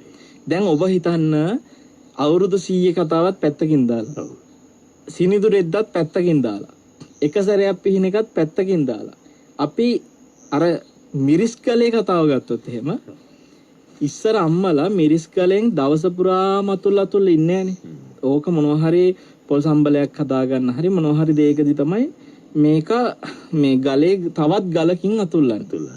ගලකින් ගලක් අතුල්ලන. ඔව් ගලකින් ගලක් අතුල්ලන. හැබැයි ඒක එක එල්ලේ මේ කෙලින්ම ගලට ගල මොහ වෙනව නෙමෙයි. ඒ අතරමැදට මිරිස් හෝ මොනවා හෝ මේ එක තමයි මේක ඇතිල්ලෙන්නේ. හරි. එහෙම වෙලත් අර ගල ගෙවෙනවා දවස ගානේ අතුල්ලලා දවස ගානෙම තවත් ගලකින් අතුල්ලලා ජීවිත කාලෙම අම්මගේ ඒ වෑයමෙන් අර ගල ගෙවලා දාන්න පුළුවන්න්නේ අඟලක් කොයිට අඩු පොඩි ගානක් වගේනේ. දැන් අපේ ගෙදර පාවිච්චි කරන්නේ සමහර ඒ ගල් තියෙන પરම්පරා ගණන් ගෙවිලා ඔය. එහෙම ඒවා තියෙනවා අපේ ගෙදරත් තියෙන මේක. પરම්පරා ගණන් කෙනෙකුගේ ජීවිත කාලෙම ගලකින් ගල අතුල්ලලා මේ අඟලකට අඩු කාලයක් ගානන තමයි ගෙවෙන්නේ. එතකොට ඔබ හිතන්න වරුණ ඒත් එක සැරයක් දැන් ගලට ගල අද දවසේ එක සැරයක් ඇතුළුවා. මෙහෙම එක සැරයක් මේ පිරිමැදලා ගත්තා. ඊයේත් එක සැරයක් පිරිමැදලා ගත්තා. පෙරේදත් එක සැරයක් පිරිමැදලා ගත්තා. ඔහොම කරා නම් ඔච්චරවත් ගෙවෙන්නේ නැහනේ. හරි මේක මේ අතුල්ලලා වෙලානේ. එතකොට සමහරවිට උදේ කෑමට, දවල් කෑමට, රෑ කෑමට ඔහොම වාර 2-3ක් අතුල්ලනවා ගල. ඔව්. ඉස්සර බ්ලෙන්ඩර් තිබෙන්නේ නැහනේ. ඔක්කොම වනේ කළා. එහෙම එකේ ඒ ගල එහෙමනම් අපි හිතමු සිනිඳු රෙදි කෑල්ලකින් එක වතාවක් අවුරුදු 100කට සැරයක් මැදලා 77ක් උස 77ක් දිග 77ක් පළල මහ කොටු ගලක් පොළොව මට්ටමට ගෙවන්න කොහොම කාලයක් යයිද? ඒක කියන්න බෑ. කල්පය කියන එක ඊටත් වැඩි. හරි. එතකොට අපි හිතමු කල්පයක් එච්චර කාලයක් යනවනේ බුදුරජාණන් වහන්සේ පෙන්නන්නේ. ඒ වගේ කල්ප ගාන දැන් මේ බුදවරු පහළ වෙද්දී සමහරලාට විපස්සී බුදුරජාණන් වහන්සේගෙන් පස්සේ සිකේ බුදුරජාණන් වහන්සේ පහළ වෙනකොට අර වගේ කාල 60ක් ගිහින් තියෙනවා කිසි බුදු කෙනෙක් නැහැ. බුදුරු නැති කාලේ. කිසිම බුදු කෙනෙක් නැතුව ඔයගේ 60ක් ගිහිල්ලා. දැන් අපි අවුරුදු 1000කට අර එහෙම බැලුවොත් එහෙම 10 වතාවනේ පිහලා තියෙන්නේ. 2000කට 20 වතාවයි. බුදුරජාණන් වහන්සේ පිරිනිවන් පාලා අර ගල තාම එහෙම ගලක් තියෙනවා නම් ඒ විදියට මදිනවා නම් එක සැරේ ගානේ අපි බැලුවොත් එහෙම අපේ බුදුරජාණන් වහන්සේ පිරිනිවන් පාලා මේ වෙනකොට තාම 30 වතාවක් පිහලා නැහැ ගල. අවුරුදු 2000. ඔව් තාම 30 දිනක් ඇවිල්ලා පිහලා නැහැ. කියන්නේ මෙහෙම වාර 30ක් පිහලා නැහැ. හැබැයි අපේ අම්මා කෙනෙක් මිරිස් ගලේ මිරිස් අතුල්ලනකොට ඊට වැඩිය තියෙනවා. මේ 30 වාරයකට වැඩිය දවසකට යනවා. දවසකට අතුල්ලනවා. හරිද? ඒතර මේ අවුරුදු 2000 ගණන් ගිහින් බුදු කෙනෙක් පිරිනවම් පාලා මේ වෙනකන්වත් සිනිඳු රෙද්දකින් එක වතාව ගානේ 30ක් පිහලා නැහැ 30 වාරයක්. ඔබ හිතන්නේ එතකොට ඒ ගල පොළව මට්ටමට ගෙවන වගේ කාල 60ක් යනකම්ම ඊටත් වඩා වැඩි කාල 60ක් යනකම්ම බුදු කෙනෙක් නැහැ කියනකොට කොහොමද බුද්ධ ශූන්‍ය කාල කියන එක? එතකොට ඔන්නෝම කල්ප ගැන විස්තර කරනවා. එතකොට දැන් අපිට පේනවා මේ පරිනිබ්බාන සූත්‍රයේදී බුදුරජාණන් වහන්සේ එතන ආනන්ද සන්නහසේට 16 වතාව තැනක එක තැනක නෙමෙයි 16 තැනකදී කියනවා ආනන්ද තථාගතයන් වහන්සේලාට ආයුෂ් කියන වචන එක එතන කතා කරන්නේ එතන කියන කෙලෙම කල්පයක් වැඩ ඉන්න පුළුවන් තථාගතයන් වහන්සේලාට සතර ඉරිදිපාද වඩපු නිසා. එහෙමයි. ඡන්ද විරිය චිත්ත විමර්ශා කියන මේ සතර ඉරිදිපාදයන් උන්වහන්සේලා වඩලා තියෙනවා. ඒ නිසා උන්වහන්සේලාට කල්පයක් වැඩ ඉන්න පුළුවන් කියනවා. ආනන්ද සන්නහසේව ඒ අවස්ථා 16 දීම මාර්යා විසින් වහ ගන්නවා. ඒ වචන පිට කරන්න දෙන්නේ නැහැ. ඉතින් ඕක කල්පය කියලා කියන්නේ අර කියපු ගල පොළොවට ගෙවෙන මට්ටම නෙමෙයි. ඒ කල්ප තියෙනවා විවිධ කල්ප වර්ග තියෙනවා. එතන ආයුෂ් කල්ප කියලා කල්පයක් තියෙනවා. එතන කියන්නේ ඒ කාලය තුල ඒ යුගය තුල මිනිස්සුන්ගේ ජීවිතවල තියෙන උපරිම අවශ්‍ය නෙමෙයි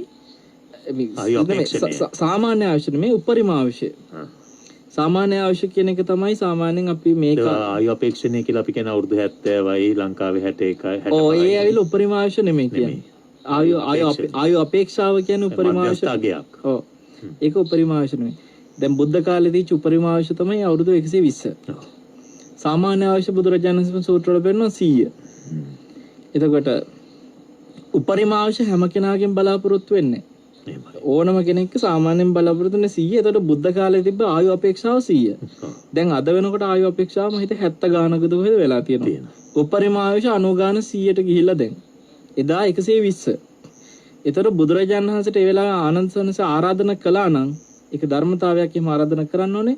එහෙම කළා නම් උන්වහන්සේ සතර ඉදිරිපාද වඩපු උත්තමයෙක් නිසා අවුරුදු 120ක් වැඩ ඉන්න තිබ්බ. ඒක නිසා අවුරුදු 40ක් තව ධර්මය අහන්න තිබ්බා.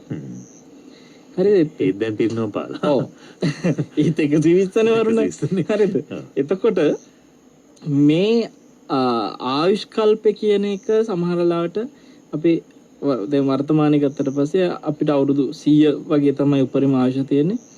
ඉතින් මේ කාලේ ආයුෂ 100ක් ජීවත් වෙන නම් එක්ක පෙර අර කියපු මේ ප්‍රාණඝාත ආදීන් වැළකීච්ච පුණ්‍ය කුස විපාක තියෙනවා. ඒ දැන් එතන හරියට දැන් හොඳයි ඔබ වහන්සේ කියපු එක. දැන් මේ පින කුසලය එතකොට ඔය පංචශීලය ආදී කොටගත් උසස් ගුණ ධර්මයන් වැඩිම තුලද පෙර බුදුවරුන්ගේ ආයුෂ පිළිබඳ ගණනය කිරීමේදී අවුරුදු 60000 40000 මේ ආදී වශයෙන් සාකච්ඡා කරනවා. ඒක ඒ ආයුෂ් කල්පනේ. ඒක තමයි කියන්නේ. දැන් මේ කාලේ ඔන්න 100 වෙලා. බුද්ධ කාලේ 120. ඇතම් කාලේ එතකොට මේක දැන් 180,000 කාලා තියෙනවා. ලක්ෂයක ආයුෂ ලක්ෂ කාලේ තියෙනවා. මිනිසුන්ගේ ආයුෂ කාලෙන් කාලට මෙහෙම බැහැගෙන එනවා. දැන් මෙහෙම ගිහිල්ලා අනාගතයේ ආයුෂ 10ට බහිනවා කිව්වා. එතකොට ඒ කියන කාලේ වලට ආයුෂ් කල්පයක් කියන්නේ අවුරුදු 10යි. අවුරුදු 10න් ඉවරයි. ඒක ඊට පස්සේ ආයෙ නගින්න ගන්නවා. ආයෙත් 80000 දක්වා නගින්න. ඒ කියන්නේ නැගගෙන එනකොට 80000ට නගිනකොට තමයි මෛත්‍රී බුදුරජාණන් වහන්සේ පහළ වෙන්නේ. කියන්නේ දැන්ට ඔය මෛත්‍රී බුදුහාමුදුරුවෝ ගැන අපේක්ෂා තියාගෙන ඉන්නේ නැහැ මේ 10ට බැහැලා ආයෙ 80000ට නැග්ගම තමයි මෛත්‍රී බුදුරජාණන් වහන්සේ පහළ වෙන්නේ. අර කල්පේ වගේ නැත්නම් මේ තා අවුරුදු 5000කින් විතර නෙමෙයි. එහෙමත් තියෙනවනේ. ඔව්. ඒ හිතන්න දැන් බුදුරජාණන් වහන්සේ වැඩ හිටපු කාලේ 120 මේ වෙනකොට 100ට විතර බැස්සන. 190ට විතර බැස්සන. 2600ක් වගේ කාලයක්. ඔව්. බහින එකට වඩා කල් යනවා නගින්න. හරිද? බහින්නේ එන්න අකුසල් වැඩිකමත් එක්ක. එතකොට මේක දැන් ආයුෂ 10ට බහින්න තව බොහෝ කාලයක් යනවා එතකොට. ඒ කියන්නේ මිනිස්සයා නම් වැඩිපුරම අකුසලයට බර වෙච්චයිනේ. වෙච්චයිනේ. එතකොට මේක 10ට බහින්න මේ ගෙවිච්ච කාලයට වැඩිය තව ගොඩක් කියන්නේ මේ දැනටම ගෙවිලා තියෙන බැලුවට පස්සේ මේ අවුරුදු 2000 ගාන තුල අවුරුදු 20ක 30ක අතර ගානන්නේ. 20ක 30ක අතර ගානක් ගෙවිච්ච එක තව බහින්න තියෙනවා. එතකොට මෙහෙම ගිහිල්ලා තව අවුරුදු 60ක් විතර බහින්න තියෙනවා. හරි? එතකොට 5000ක කෑලි නෑ 10 වෙන 10ට තව අවුරුදු 5000ක් ගිහිල්ලවත් 10ට බහිනවද කියන එක ගැන අපිට ගණන් හදන්න බෑ. මොකද ඒක සාපේක්ෂව වෙනස් වෙනවා මේ ආපු රටාවටම යනව නෙමෙයි. ඒක ඒකට හේතු වෙන්නේ මොකද්ද? අකුසලයේද? විෂම ලෝභයයි අධර්ම රාගයයි කියනවා. මේ කාලය තුල එක එක කාලෙට ඒ ආයුෂ වැඩි වෙන්න බලපාන කුසල අකුසල වර්ග තියෙනවා. ඒතර මේක 10ට බහින්න බලපාන්නේ විෂම ලෝභයයි අධර්ම රාගය කියන දෙක. ඒක බලවත් මේ කාලේ. ඒ දෙක බලවත් වෙන්නේ අරක ඉක්මන් වෙනවා. ඒ බහින එක.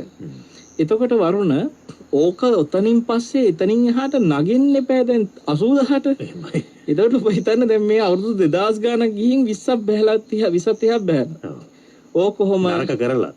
ඕ නරක වෙලා. ඒතර මේක ගුණයෙන් වැඩෙන්න තමයි අවශ්‍ය වැඩි වෙන්නේ.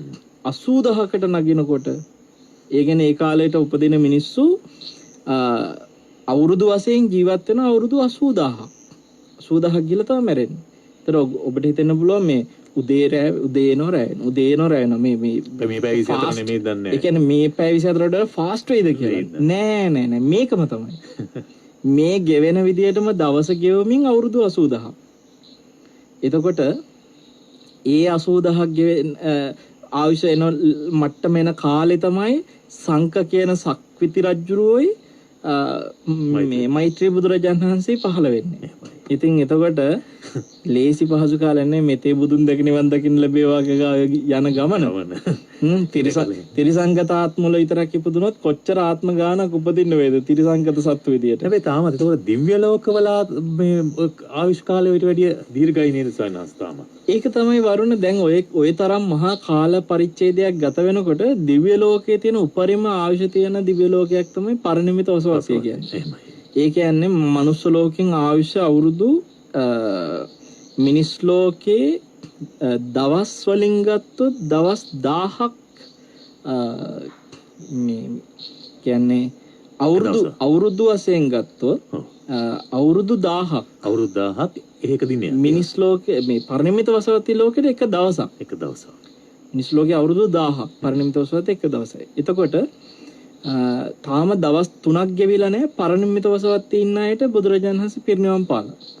මෙහි එයාලට දවස් 3ක් නැහැ ඒගොල්ලන්ගේ ආයුෂය. නෑ එතකොට පරිනිම්මිත වසවත්තියේ ඉන්න දෙවියන්ට මෛත්‍රී බුදුහාමුදුරුවෝ ඈතක් නැහැ. තව. ඔව් ඒක තමයි දැන් අපි මෙතන අවුරුදු 5000කින් ගණන් හැදුවා.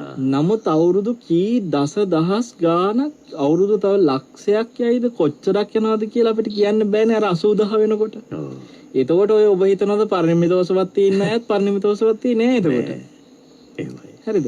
හැබැයි බ්‍රහ්මතලයේ ඊට වඩා ආයුෂ දීර්ඝයි. එහෙමයි. දැන් ඔය කියන කාරණේ සිද්ධ වෙන්න පුළුවන් සමහර විට පරිණිමිත වසවත්තියේ ඒ ආයුෂ වලින් එතරම් අපි දන්නේ මෙතන 80000 නගින කාලේ කොච්චරද කියන අපිට කියන්න බෑ. සාපේක්ෂ වෙනස් වෙන දෙයක්. හැබැයි බ්‍රහ්ම ලෝකේ ඉන්න නැත්නම් බ්‍රහ්මීන්ට මේක බැරි දෙයක් නෙමෙයි. දැනටත් සුද්ධාවාසයේ ඉන්න බ්‍රහ්මයෝ විපස්සී බුදුරජාණන්සේ කල්ප 100 මේ අවුරුදු 2000 කල්ප 100කට උඩ හිටපු විපස්සී බුදුරජාණන්සේ තැහැට දැකලා සිකී බුදුරජාණන්සේ තැහැට දැකලා වෙස්සබු බුදුරජාණන්සේ තැහැට දැකලා කකුසඳ බුදුරජාණන්සේ තැහැට දැකලා කොණාගමන බුදුරජාණන්සේ තැහැට දැකලා කාශ්‍යප බුදුරජාණන්සේ තැහැට දැකලා ගෞතම බුදුරජාණන්සේ තැහැට දැකපු එක ජීවිතයක් ඇතුලේ මේ බුදුවරු 7-9ම හැට දැකපු බ්‍රහ්මයෝ තාම ඉන්නවා බ්‍රහ්ම ලෝකේ සුද්ධාවාසයේ. ඒතකොට ඒගොල්ලන්ට මෛත්‍රී බුදුරජාණන්සේ දකින්න කෙනෙක් එච්චර දෙයක් නෙමෙයි. ඒතකොට අපි උත්සාහ කළොත් එතෙන්ට යන්න අනාගාමී වෙන්න ඕනේ. ඔන්න අවස්ථාවක් තියෙනවා. අනාගාමී වෙන්න ඕනේ. මෛත්‍රී බුදුරජාණන්සේ තැහැට දකින්න පුළුවන්. ඒක තමයි අර එක සයන්ස් නමකට අනාගාමී වෙලා බ්‍රහ්ම ලෝක යන ආසාවක් ආවනේ. අර අසෝචි පොඩ්ඩක් තිබ්බත් ගොඩක් තිබ්බත් ගඳයි නේද කියලා බුදුරජාණන්සේ ඒ බ්‍රහ්මයාට ඒ ස්වාමීන් වහන්සේට හිතුණා බ්‍රහ්මාත්මයකට ගිහිල්ලා තව බුදුවරු කීප නමම බලලම ඊටු ටික පිරිනිවන් පාන්නේ. ඒ කියන්නේ අනාගාමී වෙලා හිටියේ රහත් හිතුව දුන්නේ. රහත් වෙන ටික කරන්න කලින් තව බුදුවරු කීප නමක්ම හැට දැක ගන්න එහෙම එකක් ඕන අර ඒ කියන්නේ අනාගාමී තත්ත්වෙදී එහෙම තණ්හාව කියන කෙනාද? අනිවාර්යෙන් කාමරාගි විතරනේ නැත්තේ. රූප රාගි අරූප රාගි තියෙනවා. කාමයන් කෙරෙහි තියෙන මේ කාම ලෝකේ රූප ශබ්ද ආදී දේවල් වලට තියෙන ඇල්ම විතරයි නැත්තේ. නැතුව රාගය දුරු කරලා නැහැ පරිපූර්ණව. රාගක්ෂය වෙන්නේ අරහත් වේදීනේ. ඉතින් අනාගාමී කෙනා රාගය දුරු කරලා නෙමෙයි කාම රාගය විතරයි දුරු කරලා තියෙන්නේ. ඔන්න ඉතින් හොඳ අවස්ථාවක් ඉතින් නේද? දැන් එහෙම උත්සාහ කරනවා නම් බ්‍රහ්මතලයකටවත් යන්න අනාගාමී වෙන්න ඕන.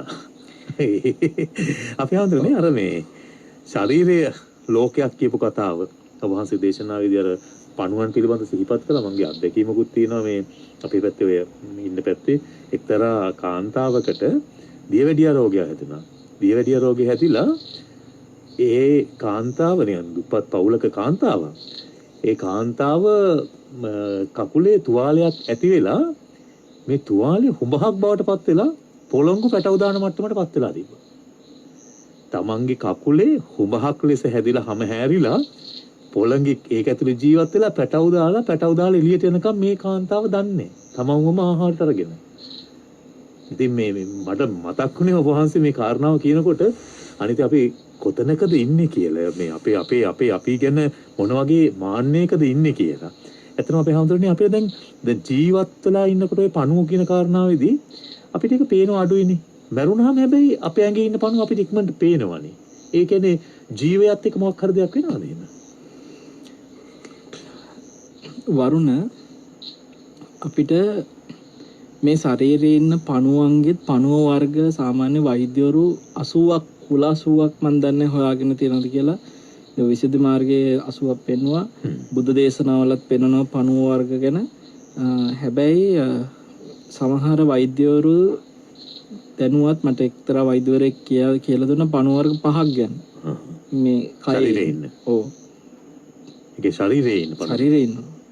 මහා දැවැන්ත පණුව ඉන්නවා වරුණ අපි දන්නේ නැති උනාට. ඔව්. දැන් අපි පණුව බෙහෙත් බොන්නේ. ඔව් ලොකු පණුව ඉන්නවා.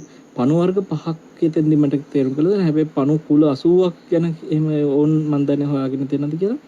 දැන් අර විසුද්ධි මාර්ගයේ පෙන්නපු එතනදී පෙන්න පැහැදිලිව මේ සිවියේ පවා සිවිය කන පණුව ඉන්නවා.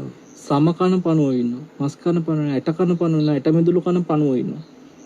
එතකොට ඔය සියලු පණුවන් ගැන පරේක්ෂණයක් මේ වෙනකොට එහෙම වෙලා කියලා අපිට විශ්වාස කරන්න බෑ. එච්චරට පණු කුල ඒ කියන්නේ පණුවෝ 80 නේ පණු කුල 80. කුලවල 100 ගාන හිටියොත් එහෙම එතකොට ඔව් තව 80000ක් ඉන්නවා. ඔව් ඒ වගේ එතකොට මෙතන මේ ශරීරයේ ආයුෂ උණුසුම විඥානය සම්පූර්ණ බැහැර වුණාට පස්සේ අපි කෑමක් පිළුණුනාට පස්සේ බලන්නකෝ දැන් කෑම හොඳට තියෙනකොට තියෙන ස්වභාවය නෙමේ පිළුණු වුණ ගමන් එතන ඔන්න සංසේදජ වශයෙන් පණුවන් අර කෑම එකේම හට ගන්නවා. දැන් සමහර මේ කන බොන කෑම විකුණන්න තියෙන ඒවා ඔබ දැකලා ඇති. ඒකේ අවුරුද්දක් සමහර ලාවට කෑම එක තියාගන්න පුළුවන් කියලා කල්ලිකුත් වීමේ දින තියෙනවා. අවුරුදු 2 එහෙම තියෙනවා.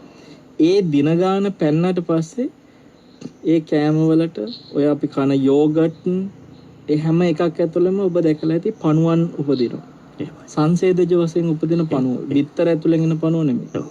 සමහරවිට දැන් කිරිහට්ටිය මේ හොඳට කට ගැට ගහලා ආයි මොකෙකුටවත් ගිහිල්ලා බිත්තර දාන්න ඕවට ඉඩක් නැති වෙන විදියට හොඳට කට ගැට ගහලා වහලම තිබුණත් ඒ කිරිහට්ටියේ බලා ගන්න පුළුවන් කල් පැනලා කාලේ ගියාට පස්සේ ඒක ඇතුලේ පණුව ගහන විදිය. ඒ වගේ තමයි මේ කයෙත් වරණ මේක මේ ආදාහනය නොකර තිබුණොත් බොම දාන කළොත් එහෙම මේ කය මුළු පණුවන්ගෙන් ඉතිරිලා යනවා. ඔබ එහෙම දැකලා තියෙනවද පණුවන්ගෙන් ඉතිරිලා ගියපු මලකුණු සැබෑයින් දැකලා නෑ රූපවල වීඩියෝවල දැකලා තියෙනවා. මට සමහරවිට එහෙම දකින්න ලැබිච්ච අවස්ථාවක් තියෙනවා. ඒ කියන්නේ එක්තරා ආරණ්‍ය සේනාසනයකට ඒ මේ මృత ශරීරය බාර දෙන්න සම්පූර්ණ මේ කැමැත්ත ප්‍රකාශ කරලම කෙනෙක් මැරිලා තිබුණා අනුරාධපුර පැත්තේ ආරණ්‍යක. මට හැබැයි මේ අත්දැකීම් ලැබුණ පුංචිම කාලේ පොඩක් පොඩි එතනම මේ ඒ පන්සල ඒ ආරණ්‍ය සේනාසනයේම දායක මහත්තයෙක් පණුව උතුරලා එයාගේ දැන් මృత ශරීරය භාවනා කරන්න තමයි මේ සන්නන්සලට තියලා තියෙන්නේ. වීදුරු පෙට්ටියක් ඇතුලේ දාලා. අසුබේ වඩන්නේ. ඔව් අසුබේ වඩන්නේ. පණුව මුළු ශරීරේ පුරාම නලියනවා. ඇස්වලද මේ ඔක්කොම උතුරලා ඉදිමිලානේ. මේ හැම තැනම නලියනවා. දැන් ඇස්වල කන්වල නාහයේ කටේ හැමතැනම කට තැල්ල හැමතැනම පණුව නලියන විදිය බැලුවම මේ ඇතුලේ තනිකර පණුවන්ගෙන්ම පිරීලා. ඒ කියන්නේ මේ පිටින් ආපු පණුව නෙමෙයි. වීදුරු පෙට්ටියක් ඇතුලේ තියෙන්නේ මේ. වීදුරු පෙට්ටියක් ඇතුලේ. සා මතකද යන්නේ කිරිහට්ටියක යෝගට් එකක පණුව උතුරලා ගහනවා විතර මේ අපි උස්සගෙන මේ නාවලා ඇඳුම් අඳගෙන එක මේ ආයුෂ උණුසුම විඥානේ බැහැරුණ ගමන් මේක තනිකර පණු හැලියක් වෙනවා. දැන් එතකොට ඔතන ඒ කන පණුව අතර මැරුණ කෙනා ඉන්නත් බැරිද? විය හැකි. මාර ප්‍රශ්නයක්. විය හැකි. ඒ කියන්නේ අපි මෙතන විඥාණයෙන් බැහැර වුණාට පස්සේ ආය අතරක් නැහැ. ඒ ශරීරයම කාලා දාන්න පුළුවන් ඔහොනේ. එහෙම සසරක් නේ මේක. ඉතින් ඒක හින්දා අර මරණ ගැන හැමතිස්සෙම හිතන්නේ මේක වෙන සතෙකුගේ ගොදුරක් වෙලා ඕන මොහොතක මගේ ජීවිතය අත්හැරෙන්න පුළුවන්. ඒකත් හිතන්න හැම වෙලාවෙම මේක මේ මරණානුස්සතිය අද පියවර දෙකක් අද කතාවේ අපි ඊළඟ සතියේ කතාවරම ඉදිරි කරනවා. හොඳයි සර්ණස් අපි දැන් කොරෝනා වසංගතය ලංකාවේ ව්‍යාප්ත වීම කෙසේ වෙතත් දැන් අපි ඒ සියලු දේවල් එක්ක ජන ජීවිතයත් හුරු වෙලා තිබෙන්නේ. ආරක්ෂාවට ප්‍රමුඛතාවය දීලා තමනුත් ආරක්ෂා වෙලා අන් අයවත් ආරක්ෂා කරගෙන කටයුතු කරන සමාජයකට අපි ඇවිල්ලා තිබෙන්නේ. අපිට තාමත් ඉඩකඩක් නැතිද බවුන් පැලැස්ස තුල යම් කටයුත්තකට මුල පුරන්න? නැත්නම් බවුන් පැලැස්සේ මේ වන විට මොන වගේ අනාගතය පිළිබඳව පිපුරුපත් සැකසෙනවද? ඔව් මගින් ඊයේ දවසේ අපි නෙල්ලිගල අපේ ස්වාමීන් වහන්සේගේ ජන්මදිනයේ දුන අපි මේ වෙලාවේ අපේ සිත්නතස පොහන හැමෝටම සිහිපත් කරනවා. නෙල්ලිගල හාමුදුරුවෝ කියන්නේ දීර්ඝායුෂ ලබන්න ඕන ස්වාමීන් වහන්සේ නමක් මේ රටේ මහා සම්පතක්. අපි උන්වහන්සේට මේ වෙලාවේ දීර්ඝායුෂ ප්‍රාර්ථනා කරනවා යලි සිත්නතස පුතුල. මේ ඒ වෙලාවේ අපේ පින්කමේදීත් මුණ ගැහුණා මේ නෙතායතන ප්‍රධාන විධායක නිලධාරීතුමා එතුමා මායික සාකච්ඡා කරා මේ කොහොමද අපි වැඩසටහන ඉදිරියේ කෙරෙන්නේ කියලා. ඇත්තටම දැන් මේ අපි මොහොතකට මුණ ගැහිලා යන පින්කමක වගේ නෙමෙයි නේවාසිකව නවතින ආයතනයක් ඉඳ තමයි අපිට ප්‍රබලව බලපෑවේ බවුන් පැලැස්සේ නවතින එක. ඉතින් අනිත් එක අපිට නුහුරු රෝගී තත්ත්වයක් මේ තිබුණේ. ඔව් ඒ කියන්නේ මේ මිනිස්සු අතරේ මේ කැමැත්ත නැහැ ඇවිල්ලා තව කෙනෙක් එක්ක කාමරේ එකට ඉන්න ඕනේ. එතකොට නමුත් දැන් බොහෝ දෙනෙකුට යම් කිසි විදියකට අර මේ ආරක්ෂාකාරී විදියට උන්ට මේ වැක්සින් දෙන නිසා අපි කල්පනා කරා අපි ඉන්නවනේ වරුණ මේ භාවනාවට සම්බන්ධ වෙන්න කැමති අය. ඉතින් වැක්සින් ගත්තත් ආරක්ෂා වෙන්න ඕනේ. නමුත් අපි තීරණයක් ගත්ත මේ සතියේ සාකච්ඡා කරලා මේ වෙනකොට බවුන් පැලැස්සේ නේවාසික පුහුණුවට එන්න කැමති අය අතර ඉන්නවා වැක්සින් එක ගත්ත අයත් ඉන්නවා. එවැනි අයට අපි අවස්ථාව සලසන්නට ඕනේ කියලා හිතුවා. මොකද මෙතන ඇත්තටම මේ අවස්ථාව තියෙන්නේ 20 දෙනෙකුට විතර එක සැරේට. හැබැයි මේකෙදී අපිට ඒ කියන්නේ 20 දෙනෙක් ඉන්නවා කියන්නේ සෞඛ්‍ය ආරක්ෂිත ක්‍රමවේදයක් අනුගමනය කරන්න හැකියාවක් තියෙනවා. හැබැයි එකම අවාසනාව ගම්පහ දිස්ත්‍රික්කයේ ඇතුළතින් විතරයි අපිට මේ කාලේ නේවාසික පුහුණුවට අවස්ථාව සලසලා දෙන්නේ. ගම්පහ නෙමෙයි බස්නාහිර පළාතේ.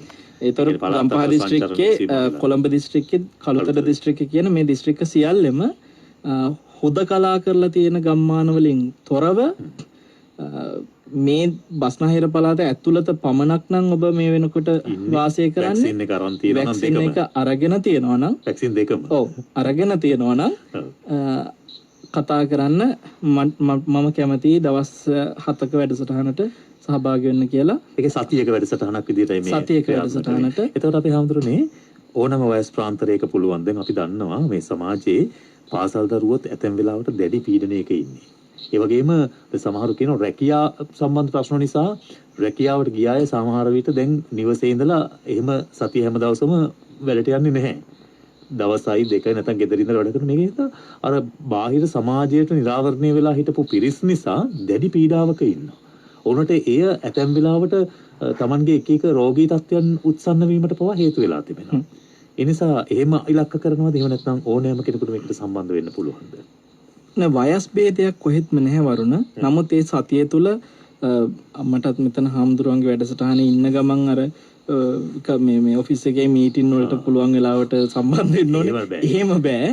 දුරකථන සම්බන්ධතාවයෙන් බැහැරව ඒ සතිය ආධ්‍යාත්මික දියුණුව වෙනුවෙන්ම භාවනා කරන්න Tamanට කාලෙ වෙන් කරගන්න පුළුවන් නම් පමණ අර පළාත ඇතුළ සහ ඒ සුදුසුකම් තියෙන අය මේ අපි දෙන අංකයට කතා කරන්න පුළුවන්. ඔබට කතා කරන්න පුළුවන් අංකය මේක මතක අංකයක්. දැන් හැබැයි කාලෙකින් භාවිත කළේ නැහැ අපි. ඒ නිසා මතක තියාගන්න 0.7 1.7 365යි 345. 0.7 1.7 365යි 345 දුරකථන අංකය ඒ සඳහා විවෘතව තිබෙනවා. ඒ වගේම වරුණ කියන්න තව දෙයක් තියෙනවා. ඔබට මතක ඇති අපි ගිලන් මහලක් හැදුවා. ඒ කියන්නේ බවුන් පැලැස්සෙන යෝගීන්ට සහ විශේෂයෙන්ම නේවාසික සයන්හන්සලාට ගිලන් වුණාට පස්සේ මොකද මේ ගිලනුන්ගේ ගිල රෝග බයත් එක්ක පවතින කාලය ඕනෑම මොහොතක මේ කය ගිලන් වෙන්න පුළුවන්. එවැනි අසනීප වෙන ඒ බවුන් පැලැස්සේ ඉන්න හැම කෙනෙක්ම භාවනාවට තමන්ගේ ජීවිතේ වෙන් කරගන්න යන යෝගීන්. එතකොට භාවනා කරන මොහොතක ගිලන් වුණොත් අවශ්‍ය ප්‍රතිකාර ලබා දෙන්න ඒ සුදුසු විදියට ගිලන් මධ්‍යස්ථානයේ ගිලන් හල සකස් කරනවා. ඒ වෙනුවෙන් ඔබට මතක ඇති අපි මාස කිහිපයකට උඩ මම හිතන්නේ මාස 2 අප්‍රේල් වල. ඔව් ඒ කියන්නේ මේ තුන්වෙනි රැල්ල කිසෝසෝනකොට අප්‍රේල් වල අපි දැනුවත් කළා ඉතින් අපි දැනුවත් කරපු මුළු කොටස් ගානෙන් 5න් එකක් වගේ පිරිසක් තමයි ඒ රුපියල් 50000 බැගින් කොටස් නේද සීපත? ඔව් එතෙන්දි මට 25000 මේ ඒ කොටස ගණන මතක නැහැ මෙලා. එතකොට ඒ සමහර 50000 මතක නැහැ. එතකොට මේ එතෙන්දි වරුණ ඒ බාරගත් පිරිසකින් ලැබිච්ච මුදලින් අපි මේ වෙනකොට වහල මට්ටමටම ගොඩනැගිලි සියල්ල මිදි කරලා දැන් වහලේ ගහනවා මේ දවස්වල. ඒ කටයුතු ඒ දක්වා සියල්ල නිමා කරලා තියෙනවා. එතකොට දැන් අර ගොඩනැගිල්ලේ වැඩ අවසන් කරන්න ඉතිරි වෙච්ච කොටස් ටිකට විතරයි මේ වෙලාවේ අවස්ථාව හැදිලා තියෙන. ඒතර මේක ගිලන්නුන් උදෙසා ගිලන් මධ්‍යස්ථානයක් විතර හැදෙනවා කියන්නේ ඉතිරි කොටස් කියන්නේ බුදුරජාණන් වහන්සේ බුද්ධෝපස්ථානයක් හා සමාන දෙයක්. ඉතින් අපි ඇත්තටම අර තනි කෙනෙකුට දායකත්ව දීම නැතුව බොහොම පුංචි දෙයකින් දායකත්ව දරන්න පුළුවන් කෙනාට අවස්ථාව දෙන විදිහට බෙදීමක් නේ කරන්නේ හැමතිස්සෙම. ඒ නිසා මෙවර දැන් ඔය 50000ක කොටසක් ගන්න බැරි වෙච්ච අයට මේ ඉතිරි කොටස් ටික අවසන් කරන තැන ටිකේදී සම්බන්ධ වෙන්න අපි ආරාධනා කරනවා. අපිට මේක ගිලන් හලක් නිසා මම ගොඩක් වෙලාවට වර්ණ බවුන් පැලසේ ගොඩනැගිලි වලට මේ පිඟන් ගඩොල් ඇතිරීම සිද්ධ කරේ නැහැ. අපි ටයිල් ඇල්ලුවේ නැහැ.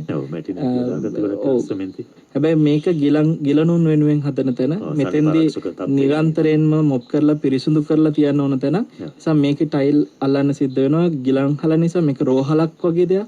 මේක ඇත්තටම වාට්ටු තියෙනවා, OPD එකක් තියෙනවා. ඒ දේවල් ටික ඔක්කොම තියෙනවා මේක ඇතුලේ.